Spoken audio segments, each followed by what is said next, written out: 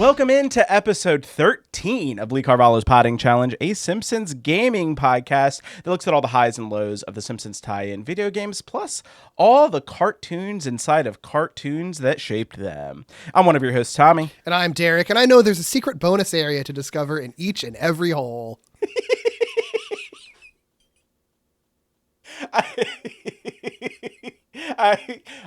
I was taking all of those down as I was doing the outline, and I got to that one. And I was like, this is a good one. There's so many ways you could have phrased that.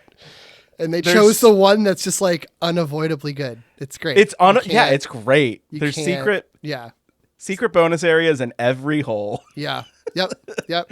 Oh my God. And today we are talking about the fifth and final title released for the original Game Boy. It is Itchy and Scratchy in Miniature Golf Madness, released for the Game Boy in 1994. And right off the bat, I'm just going to say I kind of like this game a lot. Yeah, it's good. I had some gripes and annoyances with it, which we'll talk about for the most part. I think it's pretty fun. What did you think? Yeah, it's a Game Boy game, so like you could take that with what it is. Yeah. I had fun. I played it, which you can't say that for every game we've done here. Did you get through all of the holes, No, or did you? I didn't get through all of them, but it was less because of the game itself and more just because my save state got deleted, and Oh no. and I was just like, well, I don't feel like replaying everything. So although I could have, because it's like pretty easy to get through, like it's not unchallenging, but like it's also not unforgiving like most of these games usually are.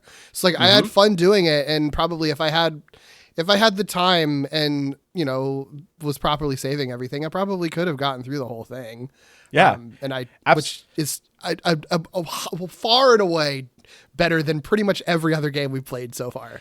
This game has continues. Like that's a huge thing that we haven't had that much of. I think we pretty much have had to rely on save states playing through all of these. Yeah. Granted, you don't have a ton of continues, but you do have, I think you get 3 total opportunities, so 2 continues, and then you have like 9 lives to start off the hole. So yeah, and not a lot of opportunities to lose those lives compared to a lot of other games either. It's very forgiving, I think, for the players, which is not something I would have said about any of the other games that we've played thus far. It remembers that video games are supposed to be for fun. It does. It absolutely does. And we'll talk about how this fits into the genre of Simpsons video games, I think, a little bit later, because I do think one of my, maybe not a gripe, but one of the things that I think we'll have to discuss is like how Simpson-y is this game, because I feel like this is more of a mini golf game than it is a Simpsons video game, in a sense. We'll talk about it. So, okay, before we get into the brief history of it all, a little meta discussion, because, when we started doing this, I don't think we ever thought it was going to be what it became, talking about various different historical points and like pop culture history and history of The Simpsons. I mean, I think we thought we would do some of that, but not quite as much as we have. And with every episode, there's always, now we're kind of like looking at different opportunities to talk about different stuff and looking at, what we could actually do. And when we arrived at this game, there's 2 pretty obvious directions we could go. One, I think, is the Itchy and Scratchy of it all. Mm-hmm. But there is another Itchy and Scratchy game, right? Yeah. Like, we're going to cover that next month. Then there's just the gameplay element, which is miniature golf. And I think it was you, Derek, when we were talking about this, of like what the actual topic of discussion was going to be. And I think you might have even said, what about mini golf? Kind of tongue in cheek almost, if I'm remembering right. I'll take credit for it. Sure. I don't remember, but yeah. Sounds like something I'd say. In my head, I was like, yeah, like we could do that, but like that feels like really disconnected, right? Like that doesn't feel like something we should really dive into. But then I looked up, I don't know, I think I can't remember what my search term was, but I like looked for like, history of mini golf. Like I was like, maybe there's a queer history of mini golf. Maybe there's like something subversive about it. Literally the first thing that I found was an article titled The Surprisingly Subversive History of Minigolf by Aaron Blakemore for National Geographic. Okay. And I was like, all right, you know what? This sounds fascinating. Look, once we just did like 2.5 hours on American Gladiators for our Simpsons podcast, I feel like all bets were off. So that's true. You're right. But I will say, you're going to have to stay with us, listeners, but there is some really interesting stuff in the history of mini golf.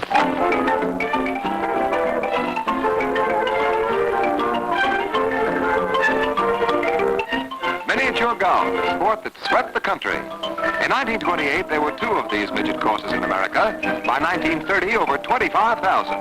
Every available lot became an adult playground. Even the rooftops were converted to courses. In a man an inch, they used to say, and he'd open one of these diminutive Duffer's Delights. 2 million people played every day somewhere in America. By the way, ever hear why it was called miniature golf? Well, you start, and in a minute you're through. Wow. Feeling good, fun time, playing in the sunshine, family or daytime. Wow, what a great time! Everybody's playing putt golf, right? Everybody's playing putt golf. When it's good time, party time, even over daytime, fun time, it's a hole-in-one time. Everybody's playing putt golf time, for the fun of it, putt golf time. Everybody's playing putt golf. For the nervous guy, trying to make a good first impression. For the family that loves to have fun. For the coworkers who know how to cut loose. For the old pro who still got it. For the birthday girl and 20 of her closest friends. Mini golf is for everyone. Play, laugh, and let loose at Monster Mini Golf, an affordable fun time for all. Do you like mini golf at all, Derek? Do you have any memories of mini golf? Like memorable moments? My most memorable mini golf memories are watching Simpsons episodes that revolved around mini golf.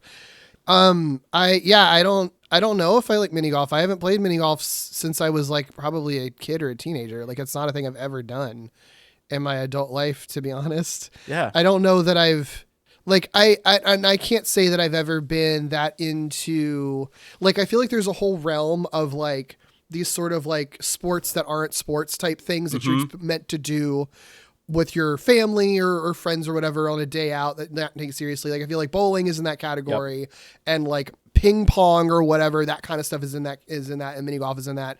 And none of those things have ever been things that I've ever like gravitated to. Like it's not stuff that I'm like outright like, no, can't do it. But like, I've never yearned to go mini golfing. That's just like, that sort of vibe is not usually my thing.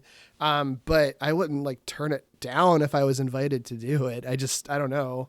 I mean, the only thing that I think seems cool about mini golf is if it's a cool space with like the structures that you're golfing around are really cool. Like I can see the artistry and that could be interesting, but that's the only thing that I really would be that interested in, to be honest. So no history with mini golf now. Yeah. And I think I'm kind of fall in the same category. I definitely have played it a ton of times.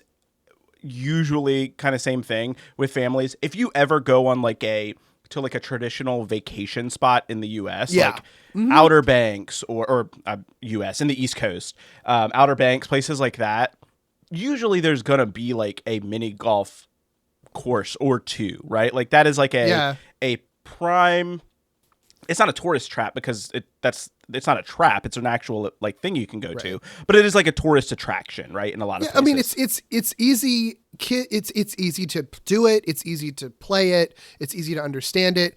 Adults and kids can both do it and get a lot out of it. Like it totally makes sense. I totally get like why it's a mainstay, you know, and you get to be outdoors doing something very simple. Yeah, you know. Yeah, and I like what you talked about of like the artistry, right? Of, you know, some of the hazards and things like that. There's always like there's some really interesting themes that, you know, you can go into with like how mini golf courses are built and the different like holes. We're gonna say holes a lot on this episode. Oh yeah, lots of holes. But the different ways, like, you know, people will put in hazards and stuff like that are like, I don't know, a battleship, or like windmills are pretty traditional, right? Like with mini golf, of needing to get past that to get to the actual hole. One thing I think in my history with mini golf, I don't think I've ever played in a lot, or haven't played a lot of the ones that have like the big ornate hazards. Like, I don't think I've ever shot into a windmill, like playing mini golf. Yeah, being sure. honest. Which Seems like the like main one that you see and you think about when you think about mini golf is like the windmill. Right. Even I think in the Simpsons episodes, like the one that you were referring to, it's like, all about a windmill. Yeah, exactly. Yeah, that's where. Yeah, it's interesting, and I mean that's what makes it. That's the thing that makes it interesting to me, because I think I just pretty much just don't like golf the sport. Yes. The mini golf is like, feels like a very different kind of thing. For one, it's not like as bad for the environment because they're not gigantic like golf courses are. But you know, but again, yeah, the hazards are what make it kind of fun and silly, and like what a video game like this can kind of capitalize on. Yeah. It's not as bad for the environment. It's also not as bad for society. Okay. Okay. You know, we'll talk about that in a second, but yeah, I mean, that's truly my kind of like baseline kind of when I was going into this, of like, I know mini golf is a thing. I don't know much about it. There's also, I learned there's a difference between putt-putt and miniature golf. Putt-putt is more the act of like putting. Like, it's not like, you know, you're shooting into a windmill. It's like, there's different like shapes of courses that you're trying to like shoot around. That's putt-putt. It's also a trademarked brand. Putt-putt is like a brand name, and versus miniature golf traditionally is more of those like big ornate obstacles that you're trying to go through. I don't understand the difference. the way that because I always just thought putt-putt was just a mini golf place. It kind of is, but like if putt-putt would have like all of those obstacles stripped away, it would just be, you know, not to say that you wouldn't have like curvatures in like what you're shooting. Like maybe you have like a lane where it like doubles back on itself, but there's no like, you're not shooting around like a duck walking across the course or something like that. It's just okay. Well, the shooting. I'm glad because I remember a putt-putt being like not far from where we lived for a long time. I'm glad I never went because that sounds fucking boring. Like, I would have been disappointed going there and not seeing like big windmills and like animals, like, you know, big animal structures batting the ball away. Yeah. I mean, and I will say that is my understanding from the research I've done. It might have changed of late, because I think miniature golf and putt-putt are probably on the decline. So there's opportunity that they may have been like, this isn't really working. And I think there was a point in time when putt-putt was like even trying to be a sport, like an actual sport of like just putting. Oh my God. Yeah. But anyway, to get into this, unfortunately, to understand the origins of miniature golf, we do have to talk a little bit about the origins of maximum golf, which I think you said how I feel, which is I don't like golf. Yeah. I also don't like golf. In fact, this is just a random aside, but I am an avid Magic the Gathering player, and I had these like special cards that was like in that Mischief, this company you worked on, and one of them was a card that had like a golf. It was like a golf hole on it, but if you peeled away like the sticker that was on top of it, it was a different card underneath, and it says golf sucks and has always sucked or something like that, and it was like burning, like the like background was like burning and stuff like that. Anyway, holy shit, I love that card. I think it's really cool. That rules. That's not where I thought that story was going to go. That's awesome. Yeah, it was. I thought they were just going to like be like, yeah, they made Tiger Woods a planeswalker or some shit, or eventually they will, I'm sure. But sorry, listeners, if you're really into golf, we're probably going to be very harsh on golf throughout. But there is a really bad history with golf. Not even just like you said, the environmental stuff, but to kind of kick things off, golf itself comes from Scotland. Edinburgh was kind of like the precise location of where it originated from in the 15th century. That's where kind of the bones of the games really started, and it truly was. I just need to pause for a second. Yeah. World War II for the longest time was like the watermark, but we've now, our Simpsons podcast, our Simpsons video game podcast has now started their history with the 15th century. 15th century, yeah. Mm-hmm. Cool. It makes sense. Okay. We do have a little bit of World War II in here as well. Great Depression. We'll talk a little bit about that. Can't wait. But like golf started as like hitting. a stone or a pebble like around a course. It was like literally you could just use a stick and then a stone and like hit it around and stuff like that. And it actually becomes so popular that on the 6th of March, 1457, King James II used an act of parliament to ban it, along with football, aka soccer. And this is a transcription from the act from the Library of Scotland. And I was going to try to do a Scottish accent, but there's no way I can actually do that. So just cut in like a clip of Groundskeeper Willie saying something. Yeah, that's what I'll do. Item.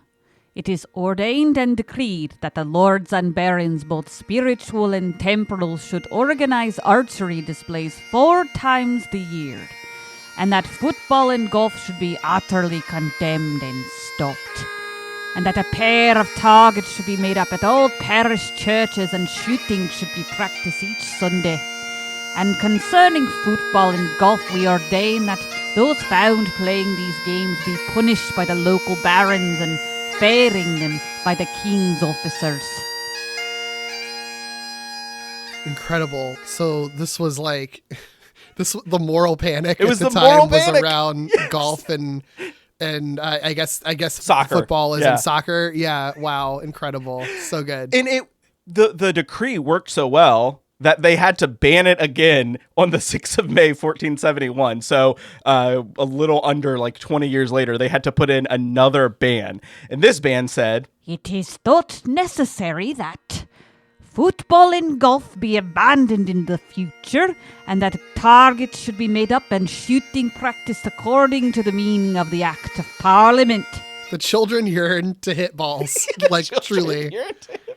And that wasn't the last time they banned it. They banned it again on the 18th of May, 1491. It is statute and ordained that no part of the country should football, golf, or other such pointless sports be practiced, but for the common good and for the defence of the country, archery should be practiced and targets made up in each parish under penalty of 40 shillings to be collected by the sheriffs and bailiffs as previously ordained.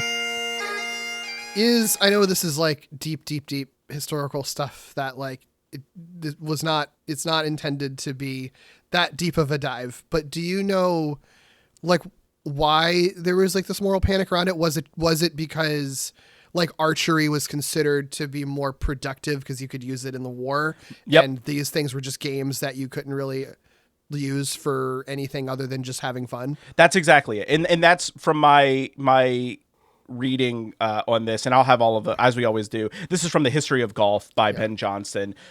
That is truly my understanding, is like there were wars, skirmishes, whatever. I don't know what wars were going on at the time, but there were, things happening. And the moral panic was that people were so obsessed with game playing that they weren't practicing archery. So that's why they or archery or other, so funny forms of battle. And that's why archery is specifically mentioned, right? Like, so it really is like TikTok is rotting kids' brains. Video games are rotting kids' brains. TV are rotting kids' brains. They should read more books. Books are rotting kids' brains. They should be working in the mines. Like it's always been this way. And in this case, it's like golf and football were rotting the minds of our children. They should be going to war instead. Right? Yeah. How is our exactly. society crumbling? It's so funny. They just really just cannot stand. Why our societies are so obsessed with people having fun is like the death of society, apparently. Yeah.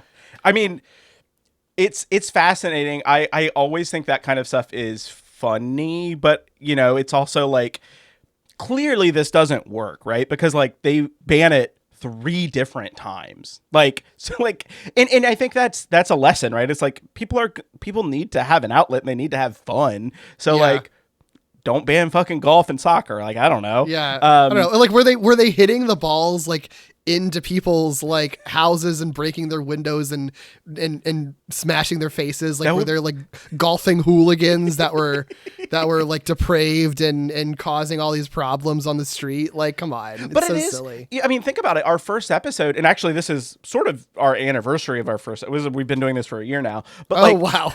Right? Like, if you think about it, we talked about arcades as being like, they were banned a bunch of times, right? Like, so it's cyclical. Like, this stuff just happens all the time. Eventually, it does receive the royal seal of approval in 1502. So the last ban was in 1491. 1502, it receives the royal seal of approval from King James IV of Scotland. And then the game just spreads in popularity from there, mostly from aristocrats and, quote, gentlemen. Yep. So just like stuff nowadays, the second that like it goes mainstream and like the rich old people adopt it, then it stops being punk and cool. Yeah. And it's no longer subversive anymore, and the kids move on to something else that people in power hate and want to ban. Yep. Cool. Love it. But I will say they don't move on quite that quickly for this. The game does spread in popularity. It makes its way to England. King Charles I, I believe, is who brings it over. And then it makes its way to France as well from Mary Queen of Scots. It officially becomes a sport in the mid 1700s. And then it continues to spread in popularity from there as the British Empire expands, for lack of a better word.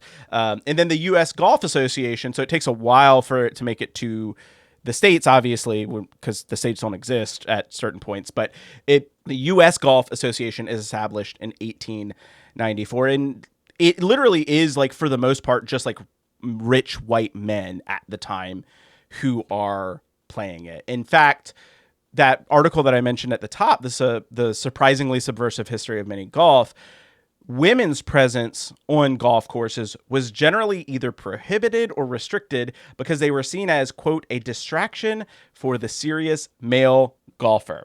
God, they really did ruin it, didn't they? They did, right? Like, oh my goodness.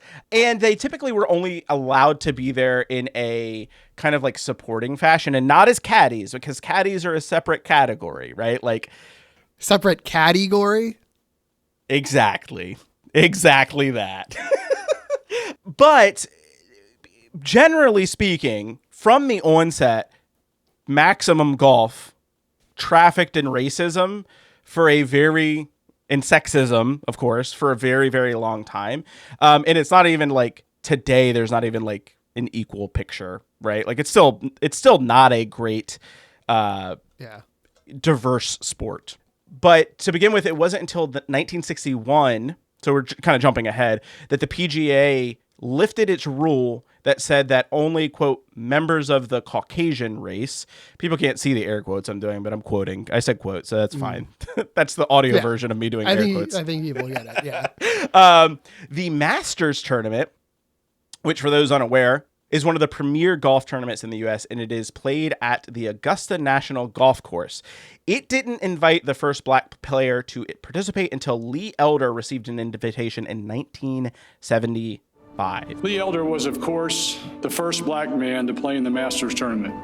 We have extended a special invitation to Mr. Elder, which he has accepted, to join Jack Nicklaus and Gary Player on the first tee for the honorary start of the 85th Masters tournament. The whole world will never forget, because it's significant of the first black man to hit the ball off the first tee to commemorate the opening of the Masters Golf Tournament, the most prestigious golf tournament that you could participate in.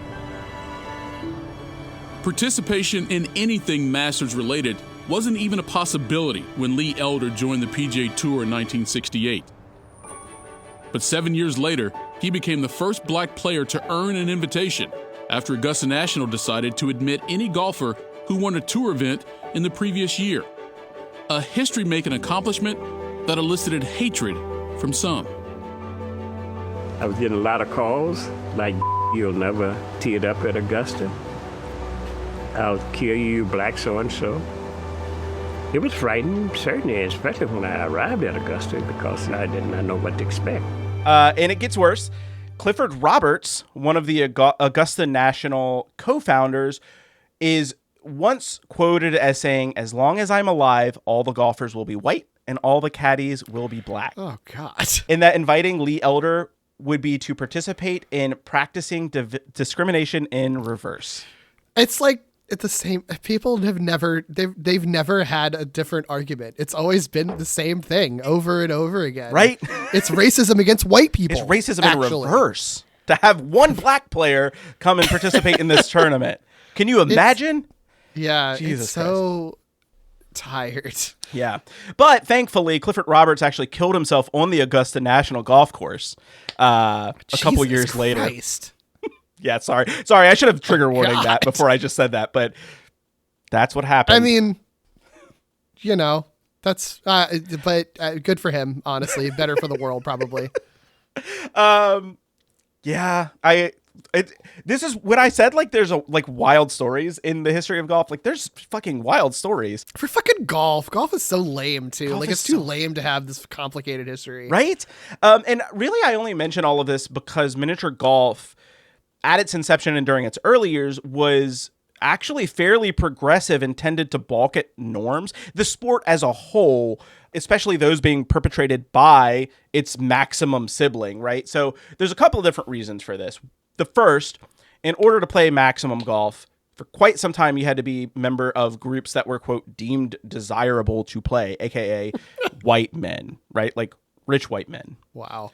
And while you didn't necessarily have to be rich, in order to get access to play, you really did have to have some amount of money because there were basically these gated things that came up, which were the precursors to country clubs.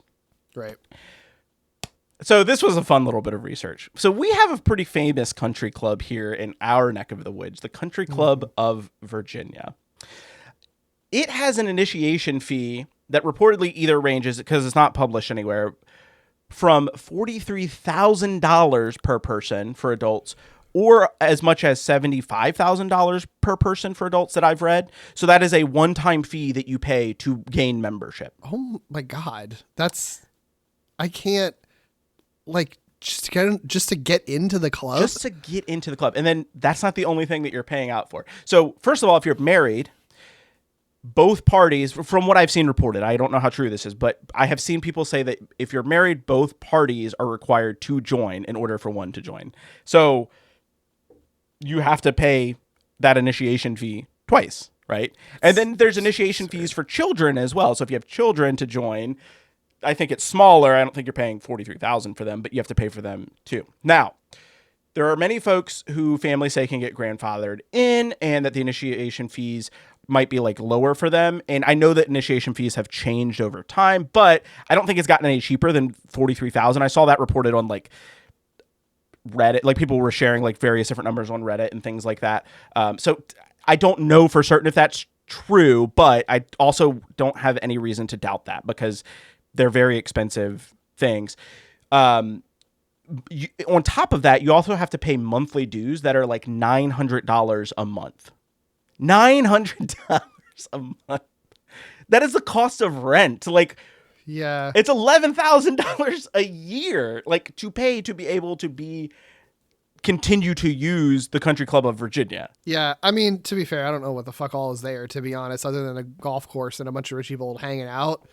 But none of it to me feels worth that much money. But also, will never be in a space where I could afford to just drop $43,000 on anything out of my pocket. Sure. So yeah, absolutely. I wouldn't either. But if I was, I can tell you, I would not drop it on a country club. It doesn't seem worth it. It does not seem worth it. There's no value in that. The last thing that I will mention, and I'm going to pose this as a question. What year do you think the Country Club of Virginia initiated its first black member? Unfortunately, I could see the year right under the question. So, well, 1992 was when it initiated its first black member. So one of the interesting things is that, and there's a reason why I'm talking a little bit about this, in case folks are just like, why are you talking about country clubs? The Country Club of Virginia would actually extend an invitation to the governor of Virginia every year. Governor Douglas Wilder was governor at one point, and he was actually extended a membership, and he declined it because they had should. Yeah, because why the fuck would you want to join that club? Like, you're not going to want to hang out there. I'm sure. So to put it into perspective and tie it to the podcast a little bit, there were 9 Simpsons games and roughly 50-ish episodes of The Simpsons that were released before the Country Club of Virginia admitted its first black member. And it was founded in 1908. in everyone's defense, you just shouldn't join it. And everyone who opted to not even try was doing the right thing. And maybe just burn it all down. We don't need it. It's just taking up space. I know someone listening is probably going to be like, well, here's the thing. I'm a member of like my local country club and they actually do good work. They do charity work and they do whatever. Get a life. Do something better with it, with your money, man. I think that like there probably are less evil versions than like, big, massive country clubs. There's probably like some local country clubs that do really nice things. But I also think that there is no world in which gating things behind such a high barrier, being money. And I know someone's going to say, well, there's scholarships. I'm sure there's like places that offer scholarships and stuff like that. Still, it doesn't change my opinion on the fact that like this feels just inherently bad. So like, yeah, like the identity of, and the reason I talk about a country club is because a lot of golf courses are like kind of gated behind that. And there was originally that's kind of how they like country clubs started, like birthed out of like golf clubs, right? Like you have to be a member to be able to play at like these holes or at like specific times and stuff like that. So generally speaking, there's racism, sexism, and classism all built into the identity of Maximum Golf. And that's part of the reason why miniature golf exists. Incredible. I kind of love that. So, I mean, it's a country club thing. It's just, I watched the scenes from Class Struggles in Springfield episode of The Simpsons. Yeah. Seems like a country club. Everything you can get there, you can get at just like a resort, any old resort you go to on vacation. It seems like the only reason they exist is so they can, and rich people can enjoy those things without the riffraff of poor people. Basically, is the only reason that those things exist. So yeah, fuck it. Let us have miniature golf then instead. I think we're probably better off. One of my favorite, before we move on to talking about miniature golf, one of my favorite depictions of country clubs is the King of the Hill episodes. I can't remember the exact titles, but essentially there is a country club that like invites Hank because they don't have any white members. It's like this whole, it's allegorical, but like not allegorical, but like there's like messages in that. But then at the end of it, they end up inviting Khan to the Rainy Street Country Club, and like they're like the only dues are that you have to buy a 6-pack every like every other week or something like that. 6-pack of beers every other week. And it's like, it's a very wholesome like take on like, I really like the subversion in that, where it's like, it goes from like this big, very classist thing, right? Like of like this classist organization to, we can also just have fun and do the same thing here. Like we have the Rainy Street Country Club. We, shoot golf balls in like the alleyway and we drink beers while we do it. And it's fucking fun. Like, I don't know. I really like that as a depiction of like absolutely where my opinions on this kind of thing lies. Find your communities that way. But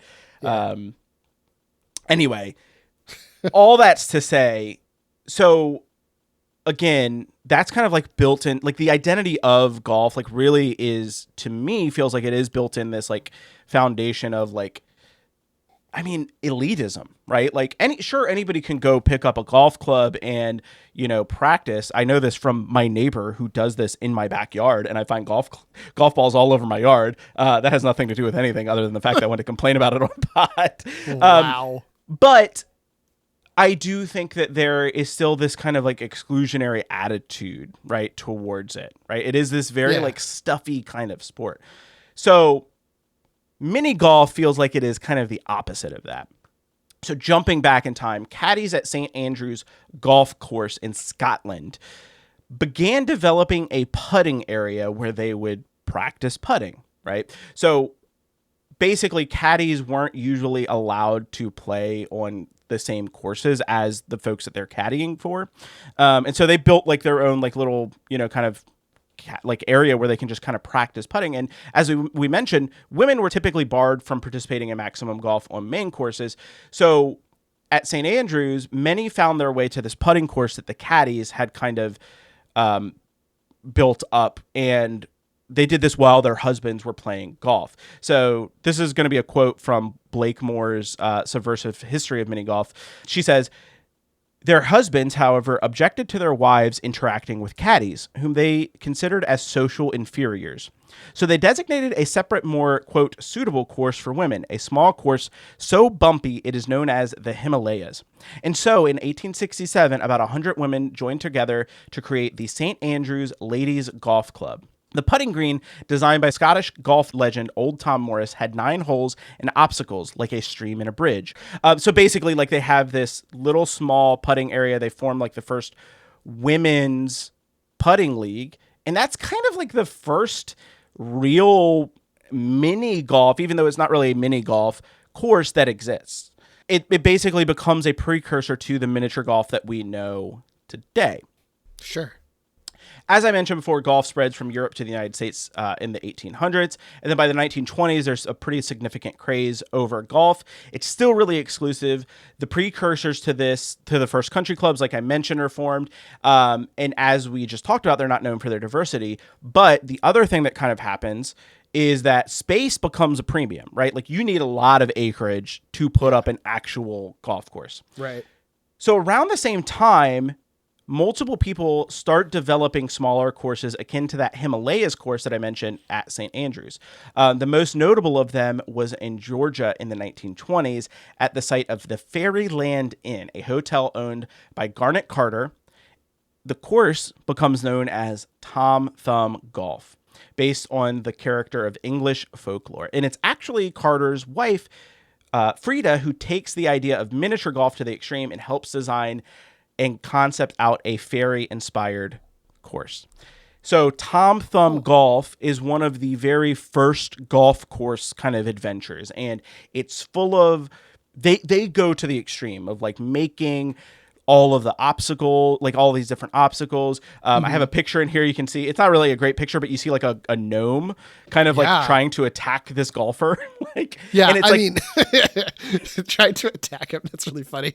Yeah. Like, it's a real living gnome who they hired and put on their golf course to attack him, you know? Yeah. And it's just, this becomes a sensation. Basically, the Tom Thumb courses get patented, and then other versions of miniature golf courses start popping up. Again, not a lot of space that you can make just golf courses anywhere, so why not make mini golf? And it actually becomes a really big fad throughout the 20s and 30s and into the Great Depression. One of the reasons is because it was cheap entertainment.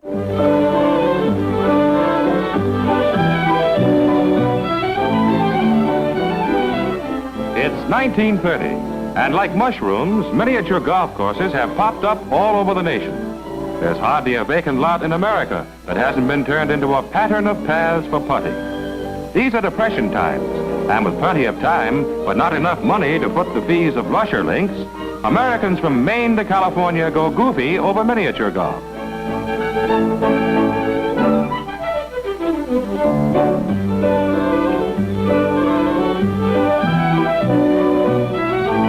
In 1930, millions of depression-dazed Americans were mighty sad. They had to wait in line to rent a ball and putter and play miniature golf.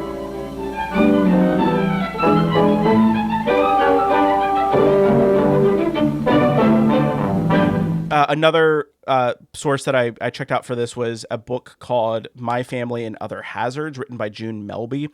And she details her life kind of growing up. Her family buys one of these Tom Thumb courses, and she spends summers helping to run that.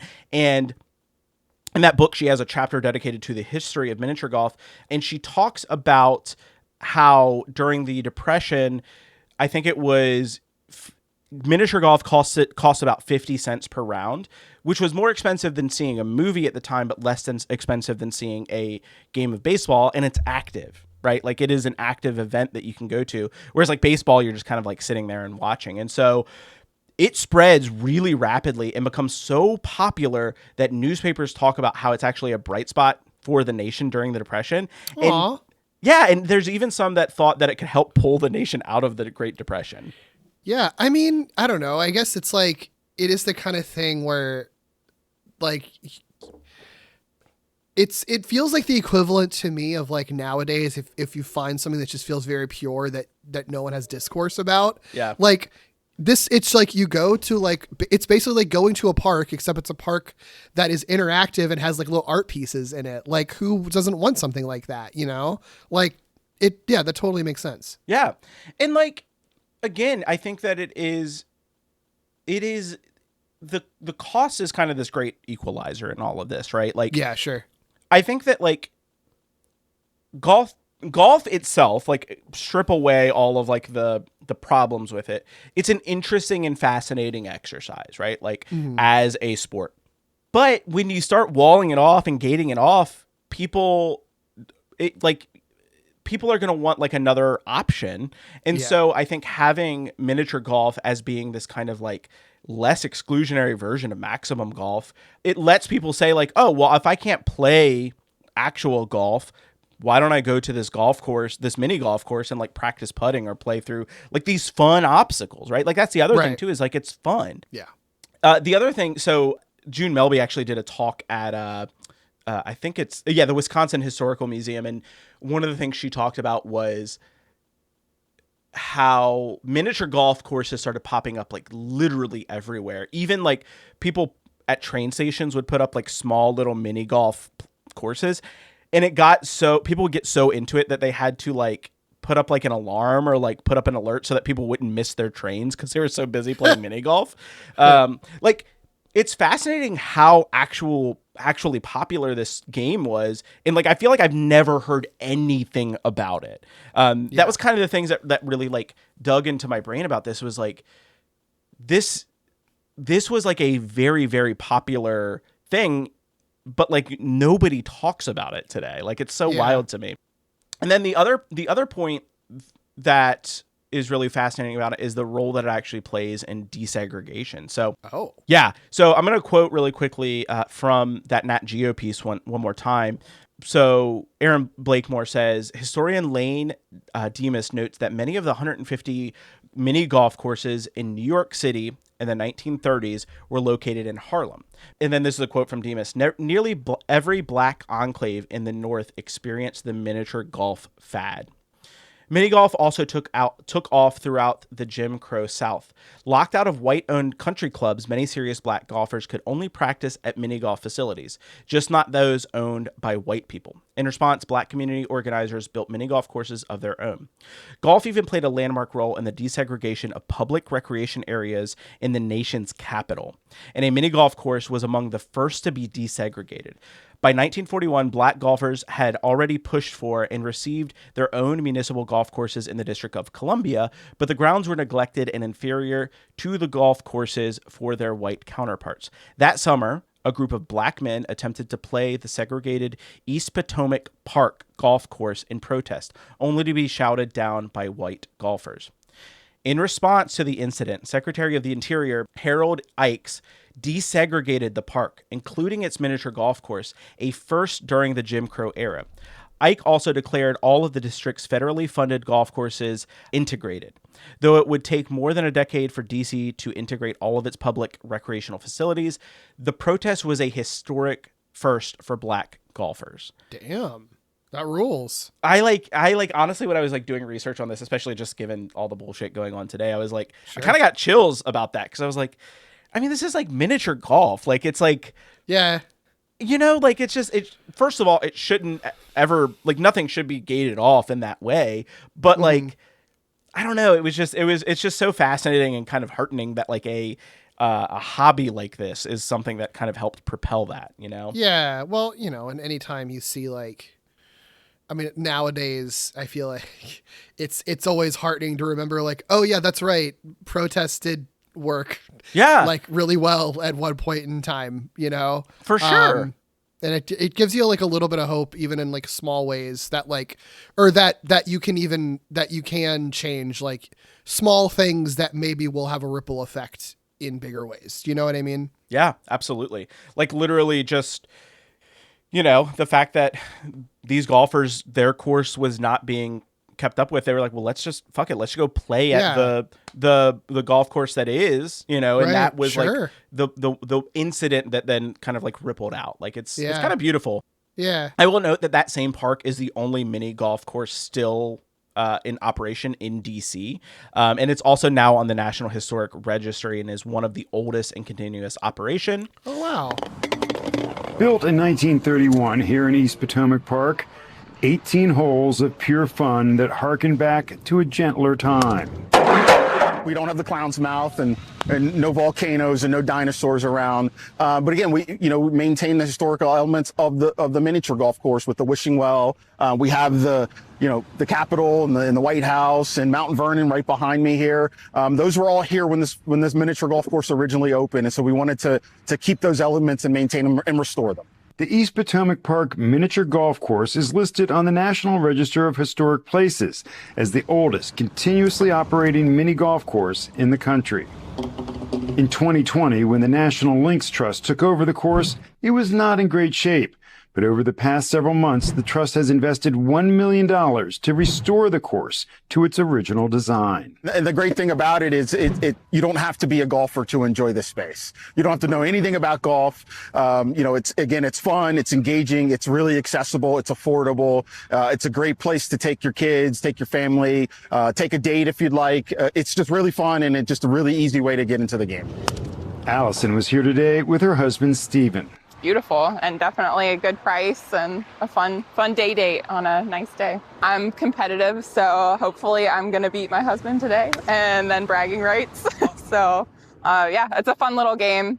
On the back nine at the East Potomac Miniature Golf Course, Mark Seagraves, News 4. Similarly, in St. Augustine, Florida, the first public place in that city to be desegregated was a municipal mini golf course in 1964. So it's not the only time that it's happened. Mm-hmm. But yeah, I kind of I have a newfound appreciation for mini golf out of this because it feels like it was very much born out of subversion, right? Like it subverted classism, it subverted racism, and then it subverted sexism.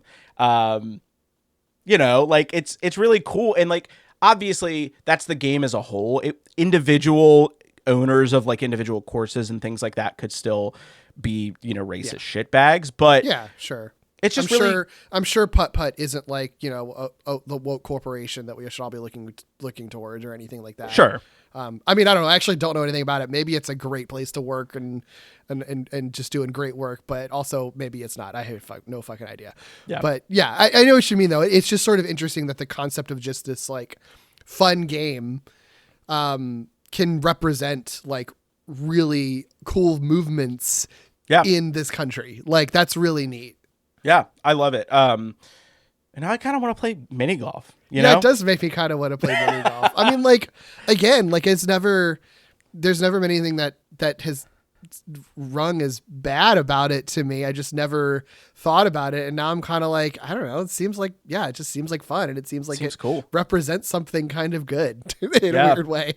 Yeah. And this is literally just scratching the surface on the history of mini golf and golf. I'm going to put all of the resources that I used to pull this together in our extended show notes. So if you want to read more, there's a lot of really great stuff out there for you to check out.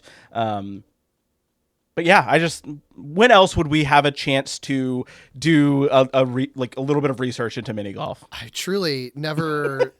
I mean, I've never thought about mini golf this deeply ever before in my life. Me either. And never would have had the opportunity to otherwise. So thank you for that. That's pretty great. Thanks go out to the murderous cat and mouse known as Itchy and Scratchy.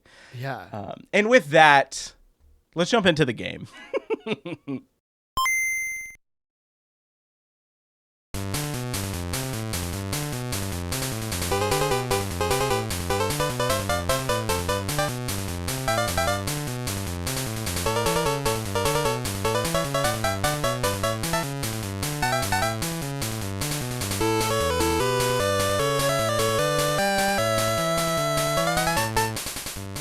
As we mentioned at the top, this game was released in North America in November of 1994.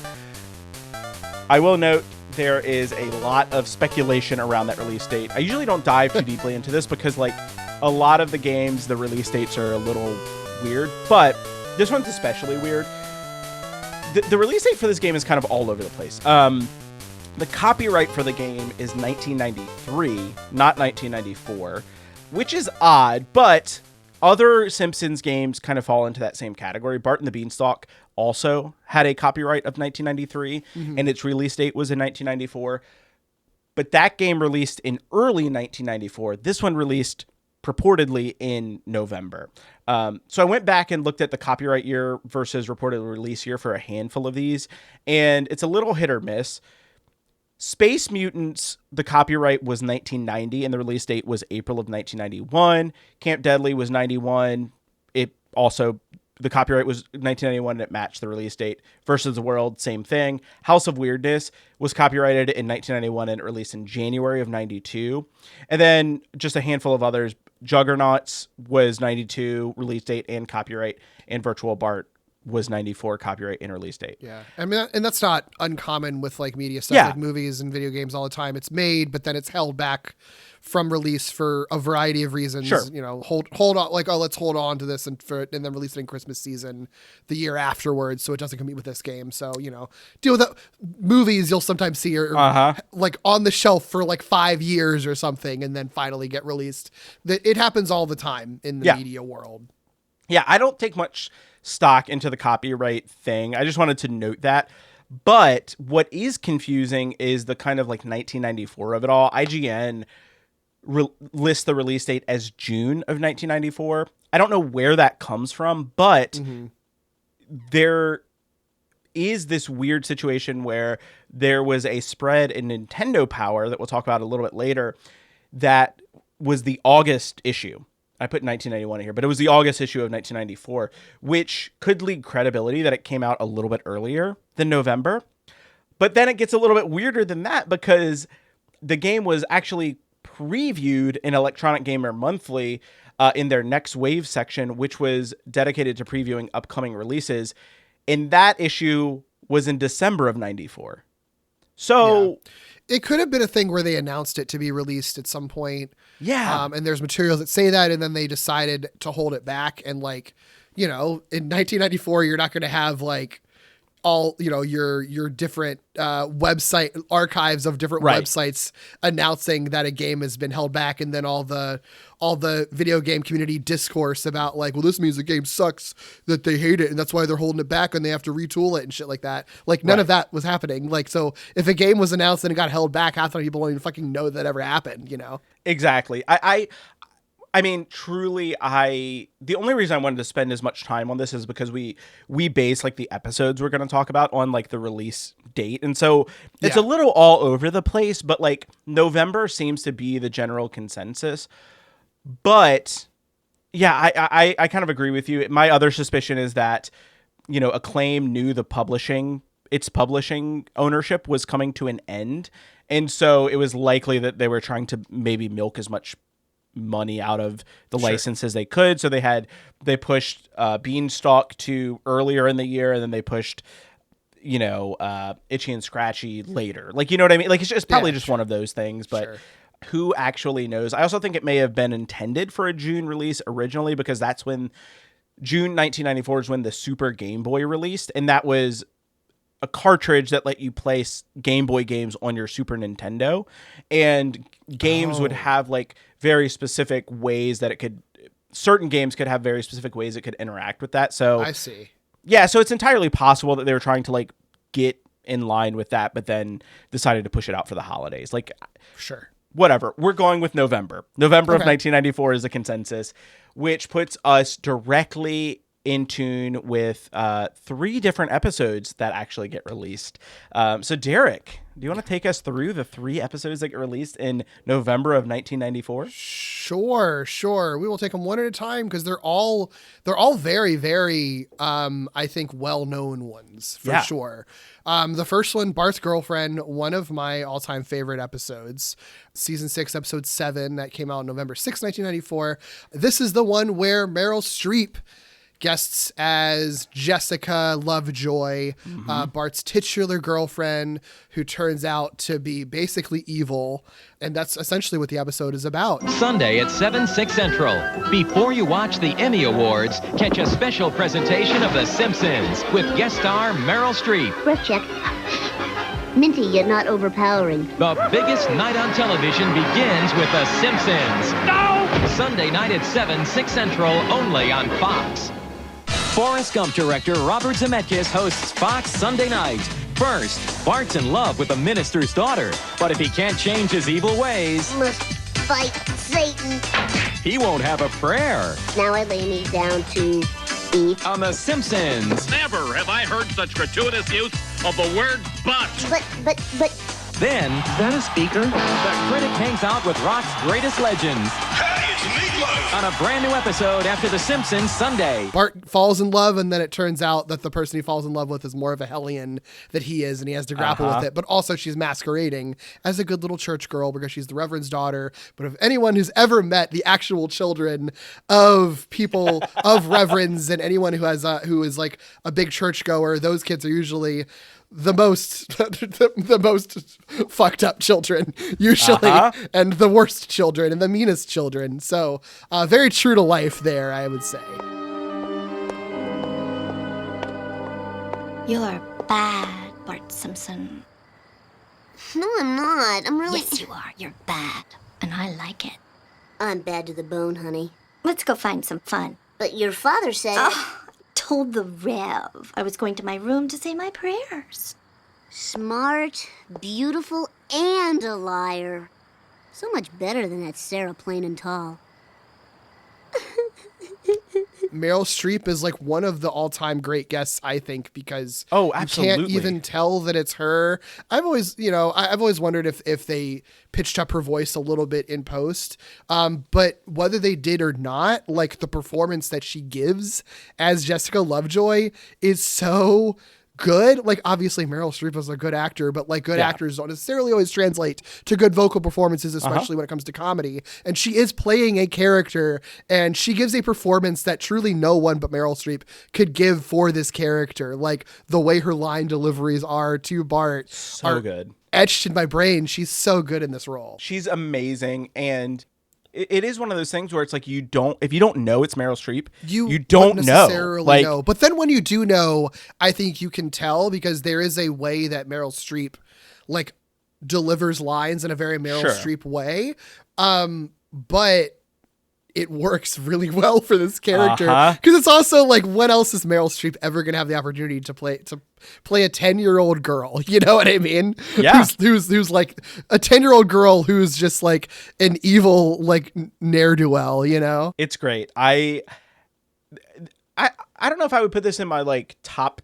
I mean, it's definitely like one of the great episodes, but it is like, I never like think about it, right? Like, it's not one that like pops into my mind as like, I'll think about my favorite episodes and come up with a list. And this isn't one that like falls into that category. I don't know why, but like rewatching it, there's so many like banger jokes. Like the Ralph Jesus did not have wheels joke when they're in like Sunday school is so good.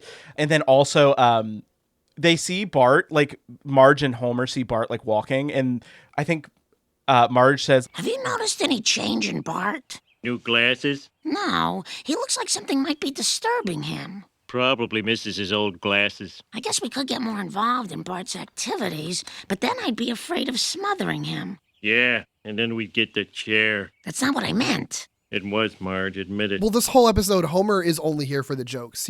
He shows up like 2 times in the episode to have lines, and in both cases, they are just... he's just a joke machine. And this one, like the escalation from the glasses and like Marge actually trying to like interact with the main narrative of the episode that's happening to Homer, and Homer just going completely in his own other world, oblivious to it, to the point that he like completely misunderstands what she's saying. Like, yeah, I don't want to smother him. Like, yeah, because then we'd get the chair. And the deadpan like delivery that Dan Castellaneta is giving for that is just like A+. Yeah, so funny. It's so well written. It's so well delivered. Yeah. Yeah. It's a hilarious episode. I've always had "must fight Satan" etched into my brain too. I've quoted that many times when I'm trying to not do something terrible. And of course, the chaser of "make it up to him later." Yeah. I did listen to the commentary for this episode. The only thing that I took out of this one was, I think it's Dave Merkin that says there's a sign outside of the church that's like "evil women of history" or something like that. And one of the things he says is like, if you could change, someone says like, if you could change that sign, who would you add to it? And he says Condoleezza Rice, which I think is funny. Like, That's really funny. It's really great. Yeah. No, great episode. Save me from the wee turtles. Oh my God. I hate that I said it like that. That was not an accent. That was just me reading it and hearing Willie in my head. And then it came out almost British for some reason. I don't know. The wee turtles bit is great. Oh, and the Xing on the calendar. Like, I just need to get through, not see Jessica for this long, and then the whole montage of him Xing out all these days on the calendar, you know, as if it's a montage of those days passing by. And then it's like, there, I only need to get through this many days of not seeing Jessica, and then I'll be home free. Like, so fucking funny. I love the subversion so there. Amazing. The troll doll bit with, I mean, just, there's too many good jokes in this episode. I think that's why it's one of my favorites. It's just fucking every single bit. The whole skateboarding sequence is also burned into my brain. Like, I can watch this episode so many times. I also have this original airing of this episode on VHS as well. Hell yeah. I've streamed it before.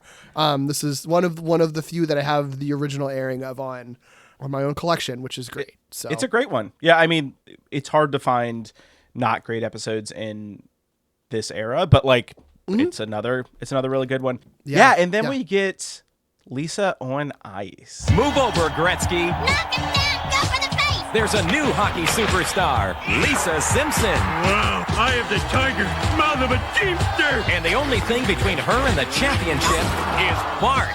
I love Bart.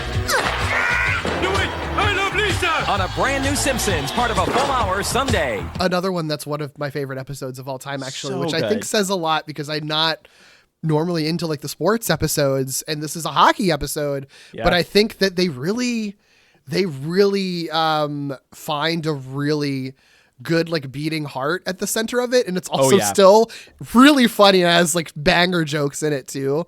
But it's season 6 episode 8 from November 13th 1994, and it's the cliff notes of it don't make it sound that great. It's just like Bart's good at hockey, but then it turns out that Lisa is good at hockey. Yeah, girls being good at hockey.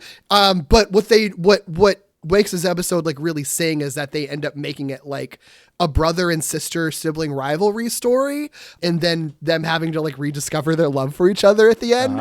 And that arc of it is just really incredibly well done. Like, I always get emotional at the end, at the end sequence of the episode, and it's so like well directed. And I think this one's also incredibly well animated too. There's so many really beautiful flourishes in this one, like just incredibly well done. From the puck flying like after they hit it is like really is really good, and like Lisa catching it, and like there's you're right, like the animation in this is like stellar. It's a really, really good episode. I learned from the commentary on this one that Mike Scully is from Springfield, Massachusetts. I didn't know that. And also they talk about like the Newton. Children, the times, they are becoming quite different. Test scores are at an all-time low, so I've come up with these academic alerts. You will receive one as soon as your grades start to slip in any subject. This way, your parents won't have to wait until report card time to punish you. How innovative. I like it. Hey, Dolph, take a memo on your Newton. Beat up Martin. Bah! On here, these academic alerts are also based on something. When I was in junior high, they had something called warning cards. Yeah, we really hated the Newton, and the fact that the handwriting recognition software was horrendous, and that was our anger at that. I was what's called, and I think you are too, David, an early adopter of new technology. I am an early adopter of new technology, particularly sex toys. I'm actually on the list that tries them out. In fact, you're wearing one right now. Many actually, yes. If you hear what you think is my cell phone vibrating, no, I'm sorry.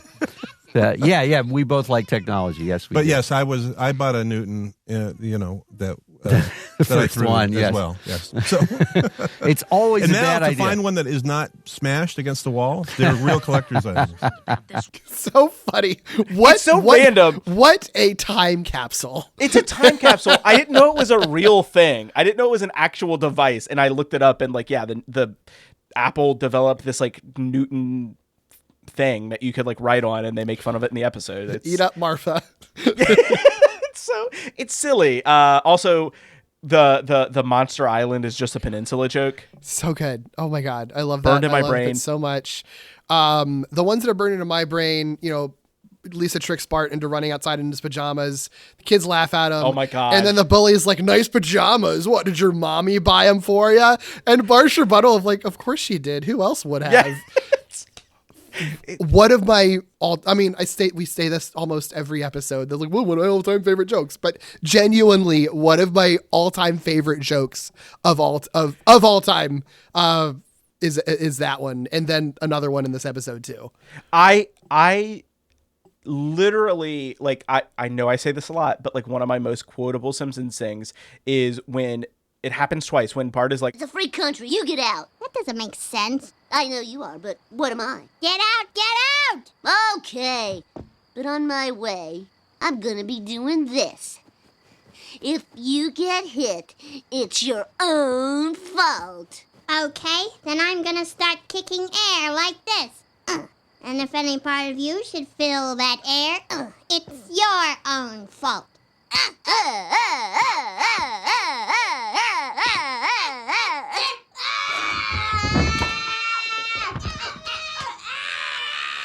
I better go check that out. Now, Homer, don't you eat this pie. Okay. All right, Pie. I'm just gonna do this. Hop, hop, hop, hop. And if you get eaten, it's your own fault. Hop, hop, hop, hop, hop. No! Oh! Oh! My... Oh, the hell with it. I think about that so often, and I can't not hear the line reading of, now Homer, don't you eat this pie. It's so good. It's The other favorite thing I was alluding to is one of my favorite Marge bits ever comes from this one, because Milhouse gets his teeth knocked out. Oh my God. And then they revisit it because Marge is like, this, hockey is so violent. Just look at Milhouse's teeth. And the kids being like, Mom, will you stop showing us those? Which is like, I think is such a good escalation of a joke, because you almost don't think about how weird that is, because she's just like genuinely talking about hockey as a violent sport and kids get hurt, which is true. And then it's just like referencing that Milhouse got his teeth knocked out, which like, yeah, makes sense. That happened in the episode, but then calling out like, wait, why do you have another child's teeth? Right. And why are you repeatedly showing them to your family? And then Milhouse later in the scene showing up, knocking on the door, like, do you have my teeth? Which implies that they know that Marge took his teeth with her. And then like the icing on the cake, the capper to it all, Marge responding with, no. It is like the type of humor that only this era of this specific show could have ever done. And nothing has ever been able to emulate. Truly. To emulate and imitate what this has done. It's like pitch perfect good. I love it so much. So good. Yeah, I love this episode. I love how it ends too. And the other piece too, and we've talked about this with other episodes, is like, you mentioned like the sweet ending of like Bart and Lisa embracing. It also has like it can't just be too sweet, right? The entire town riots because they won't finish the game. And like, that is like, they talk about this in the commentary of like how intentional that is. And this obviously is the quintessential Simpsons moment, which is that even if two people do figure out that competition should not go into this crazy behavior, then people are actually not going to learn from it. They're just going to get angry and riot.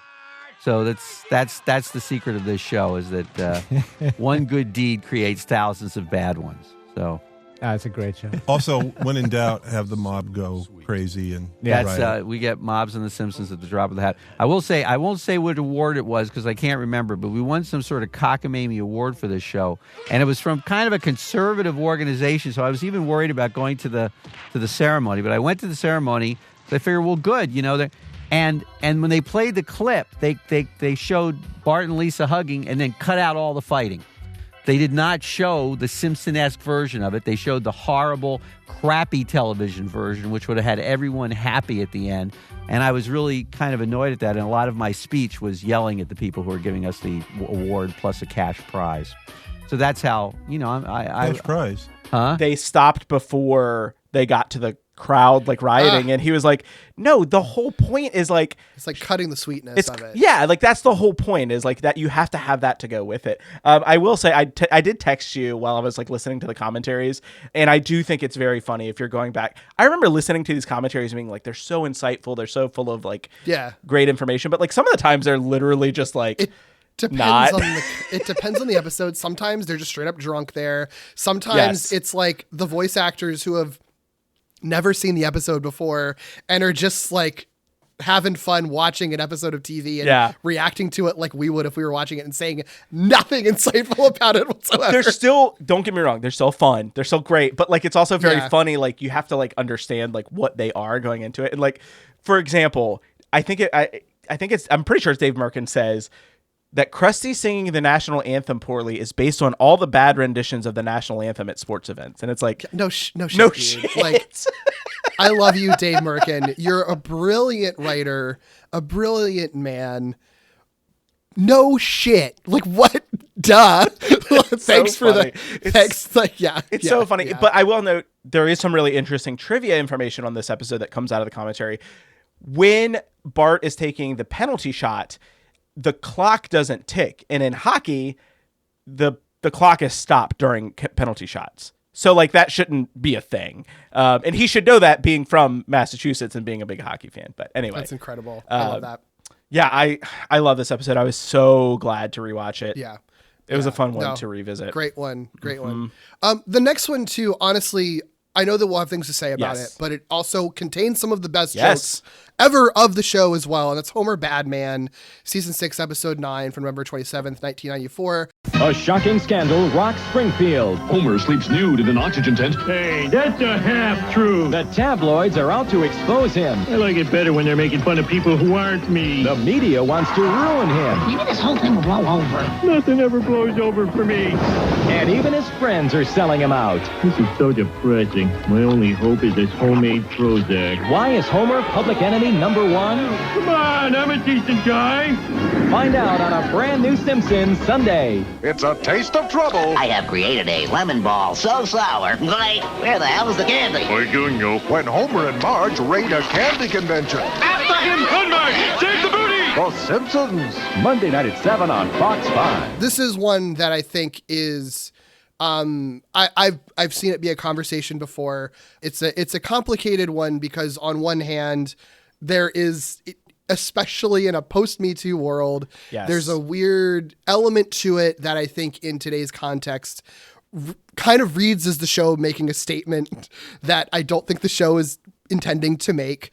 And this is the one that the basic premise of it is that Homer gets accused of sexually harassing a woman. He didn't actually do it, and we as the audience know that he didn't do it, but the media sensationalizes it to the point that he becomes like a pariah, essentially, and it deals with that. I think if you're listening and you haven't seen the episode, hearing that, it's sort of like, oh no. Yeah. The reality, I think, the space that I think you do have to give this episode is that what it is truly about is media sensationalism and the advent of the 24-hour cable news cycle, and how by the mid 90s, and we still see this today, the news will just take a story and fucking run it into the ground, facts or not, because news by this point in time is specifically built to get good ratings, to make money, rather than to actually do journalism and try to uncover the truth or, deliver information that is necessary to the public. It's about fucking keeping the viewers pulled in. It's obviously riffing on like the types of stories like the OJ trial type stuff, right? Like it is absolutely kind of commenting on that and the way that the media turns any story into an absolute fucking shit show and tries to make it into like its own sort of TV show rather than just delivering the news, right? And I think that was a very insightful thing in 1994 because that was still sort of a new way that news had like morphed into this worst version of itself. I think that side of things still applies to today. I think you can watch this episode and still get still also I have that side of the conversation really resonate with you. It's just sort of like, yeah, this is how a lot of fucking shitty ass news stations like turn a story into just like this absolute fucking like, you know, ridiculous like shit show, right? Or circus. I don't know why I couldn't think of the word circus. Like turns it into a fucking circus, right? But then the other side of it, obviously, is that the topic that they chose for the media to sensationalize was like a wrong sexual harassment accusation. Yes. And like, I understand why they chose it at the time, because that is the type of story that can get sensationalized by the media, regardless of context. And I think that those are also conversations that were being had in the 90s was, you know, women talking about sexual harassment. And I think like Oprah was doing a lot of stories like on those types of on those stories, right? At the time, like that was a very hot topic at the time. Yeah.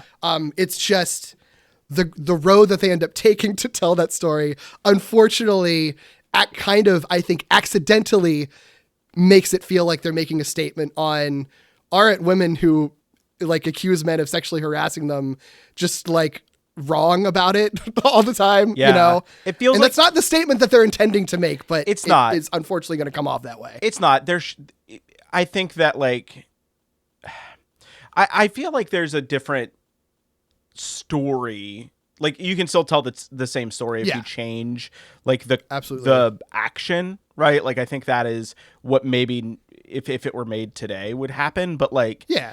I mean, I think we have to remember, not excusing it. It is 1994, so it is like we have a different cultural frame of mind to look back at this. But yeah, it is. I will say, like personally, like it is a little bit harder for me to like go back and rewatch this one. Sure. It's funny. I didn't even know this was going to be one of the ones that showed up on a recent episode. And when I was just rewatching Simpsons over like the holidays, I put this one on, and without like thinking about like talking about it on the podcast, like my first thought was just like, ooh, this feels a little bit harder today to watch than I think it probably has in the past. Yeah. And I do, you know, I mean, it's like if this was another show, I maybe wouldn't give it as much benefit of the doubt, but like The Simpsons isn't going to be saying that like The Simpsons isn't going to come like on the side of like women should be sexually harassed. Like they're not going to be like that. Sure.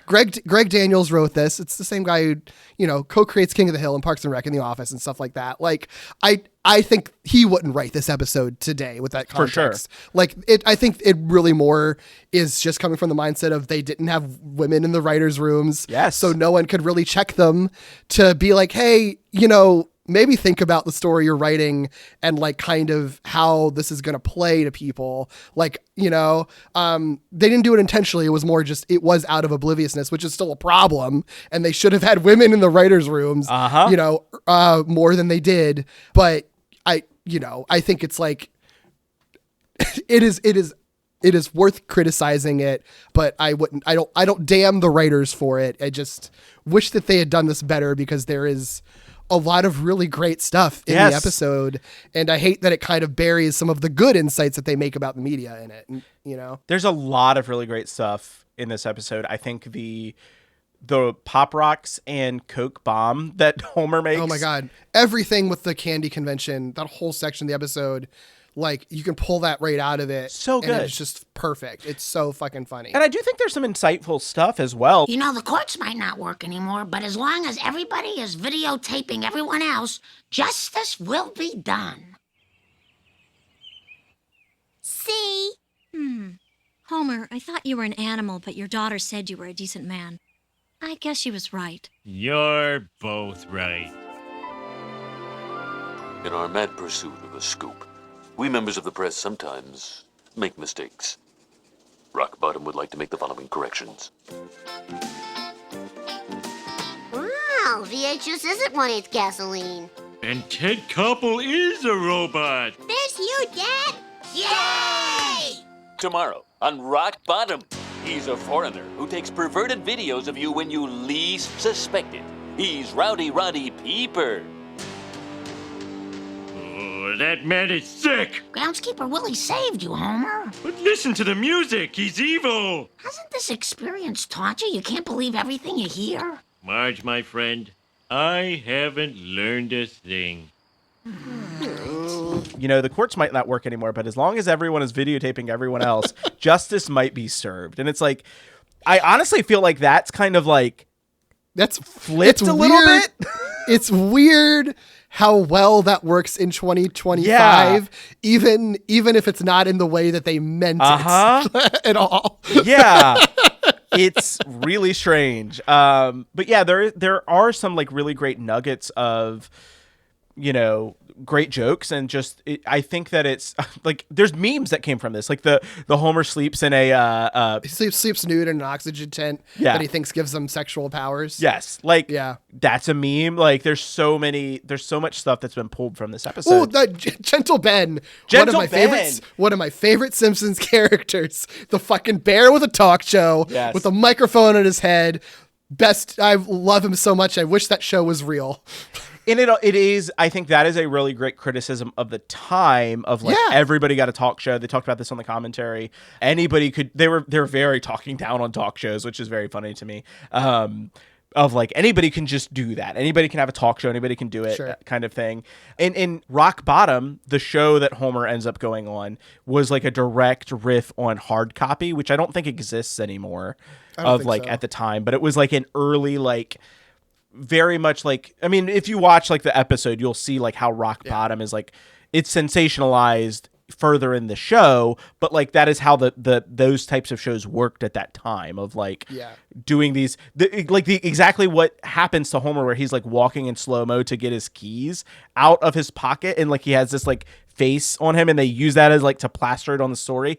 That's a real thing of like how you frame media stories. And I don't think that specific thing happens quite as much anymore in journalism, but like other stuff still does. So it's like, I think that stuff is still relevant today. You just have to know that like, anyone who hasn't seen this episode and is thinking about watching it, just know that there is like a little bit of like hard to stomach stuff in it. You have to prepare for it. And even when you watch it, it's like, I think that credit to them, like Ashley Grant, the character that, you know, is the accuser, isn't a fucking like nightmare person. Like the way that they write her really is more that she's just like, and she's almost kind of a Frank Grimes figure before Frank Grimes in a way, where she's like a normal person who's very educated, who like Lisa looks up to, who's very self-aware, and who's like a feminist, like stumbles into this like cartoon world where she couldn't possibly imagine a scenario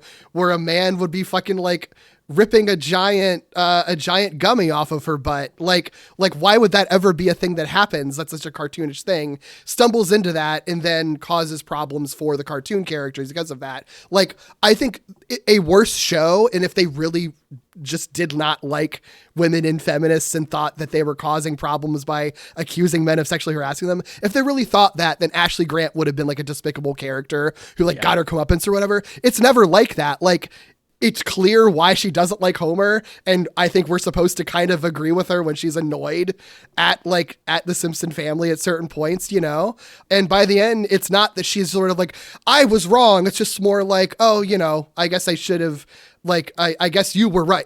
She's not saying she was wrong. She's saying like, oh, you were right, like factually. You know what I mean? Like the difference there. It's not saying that she was wrong to accuse someone. It was more just sort of like, oh, I got the situation wrong. Like, you know, and I think that was the right move. And I think that does make this episode a lot easier to swallow, that they don't treat her as a character badly. It's just more the situation and the point of view is very hard to swallow nowadays. Yes. You know?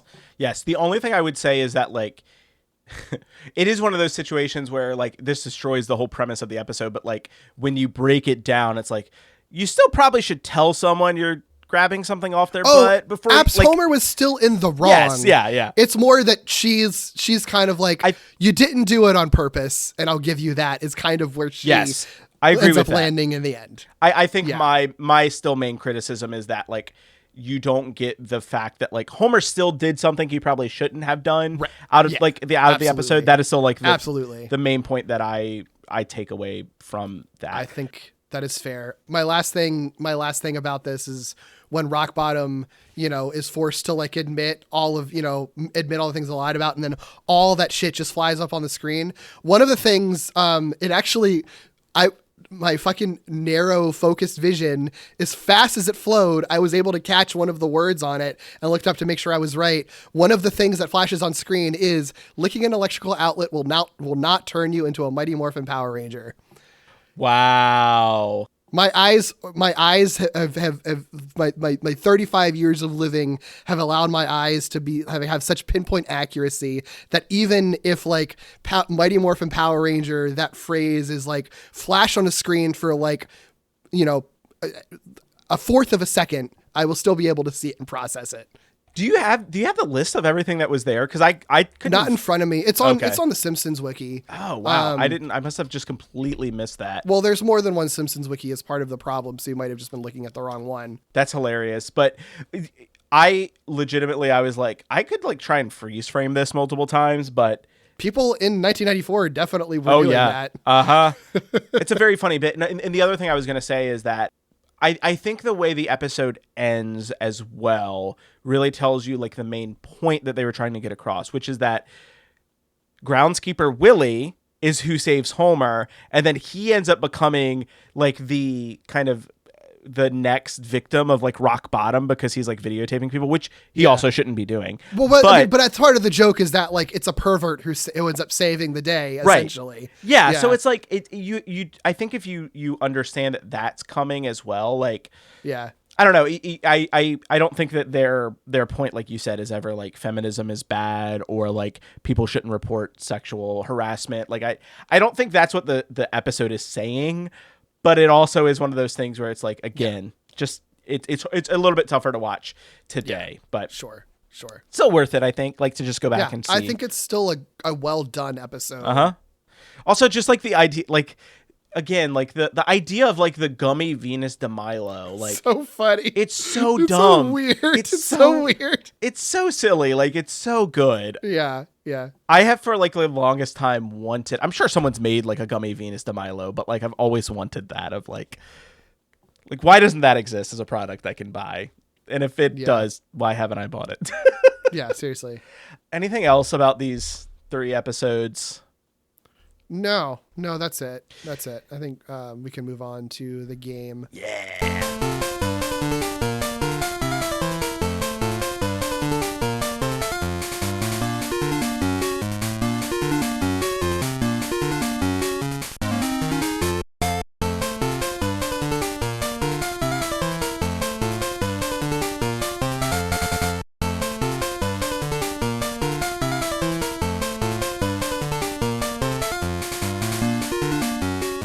Just as a reminder, we are talking about Itchy and Scratchy in Minigolf Madness. This was published by Acclaim, of course, and developed by a new to us developer, Beam Software. So Beam was an Australian video game company founded in the 1980s. One of their earliest games, this is really fascinating to me, was The Hobbit, a golden joystick winning text-based adventure game for the ZX Spectrum. Apparently this game was fairly revolutionary because the text-based games up to that point didn't use much beyond noun plus verb input. So like get key or open door. But this Hobbit game actually allowed for much more rich dialogue entry. So like you could say like tell Gandalf about invading orcs or something like that. And it would potentially trigger something. Like you could put extra descriptors and stuff like that in, which I think is really cool. It's a cool little bit of video game history there, and it's actually made me want to play a text-based adventure game, which is not usually my cup of tea. But anyway, yeah, fascinating. I thought that was cool. They also developed the very first game based on the tabletop RPG game Shadowrun for the SNES. You've probably heard of that.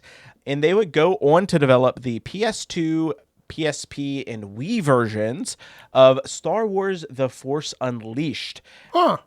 That is when they become Chrome Studios Melbourne. As a lot of these companies do, they get sold a couple of times. Yeah. They change hands, and then eventually they go defunct in 2010. Wild pedigree, though. Yeah. Force Unleashed, I don't think that was I believe those were ports of The Force Unleashed. Because even still, to get the license to do that. Yeah. They, in terms of the crew that worked on the game, this was produced by Alfred Milgram, one of the founders of Beam. I didn't put down his credits because it was just everything Beam had worked on. This was programmed by David Theodore, and his credits include programming or lead programming for 34 different games. Most are handheld titles. Did work on, I thought you would find these ones interesting, Godzilla the series for Game Boy Color, and The Legend of Spyro: A New Beginning for Game Boy Advanced. Cool. Programmer for both of those. Game design was James Halprin. The only credit I could find that I knew anything about was Tom and Jerry for the Game Boy, and I think that kind of fits into this framework, which is kind of fun. Mm-hmm. They did this company actually worked on the Tom and Jerry game for Game Boy.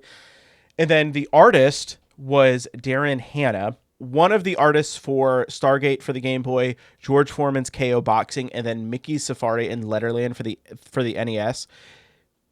The art in this game is phenomenal. Like I really love, not in the Mickey's game, but in Itchy and Scratchy. Like I think the art is so good in this game. We'll talk about it in a second, but like totally. It's surprising that this artist only had 8 credits on various different games. Maybe they just went on to do other stuff. So, don't know. But not, surprisingly, the sound designer for this was Marshall Parker. Marshall Parker is a pretty well-known audio director.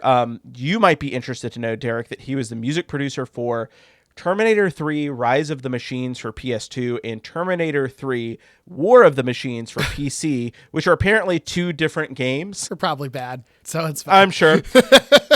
But was the lead audio director with Ubisoft Singapore for a while and was the audio director for several Assassin's Creed games, including Black Flag, Unity, Rogue, Syndicate, Origins, and Valhalla.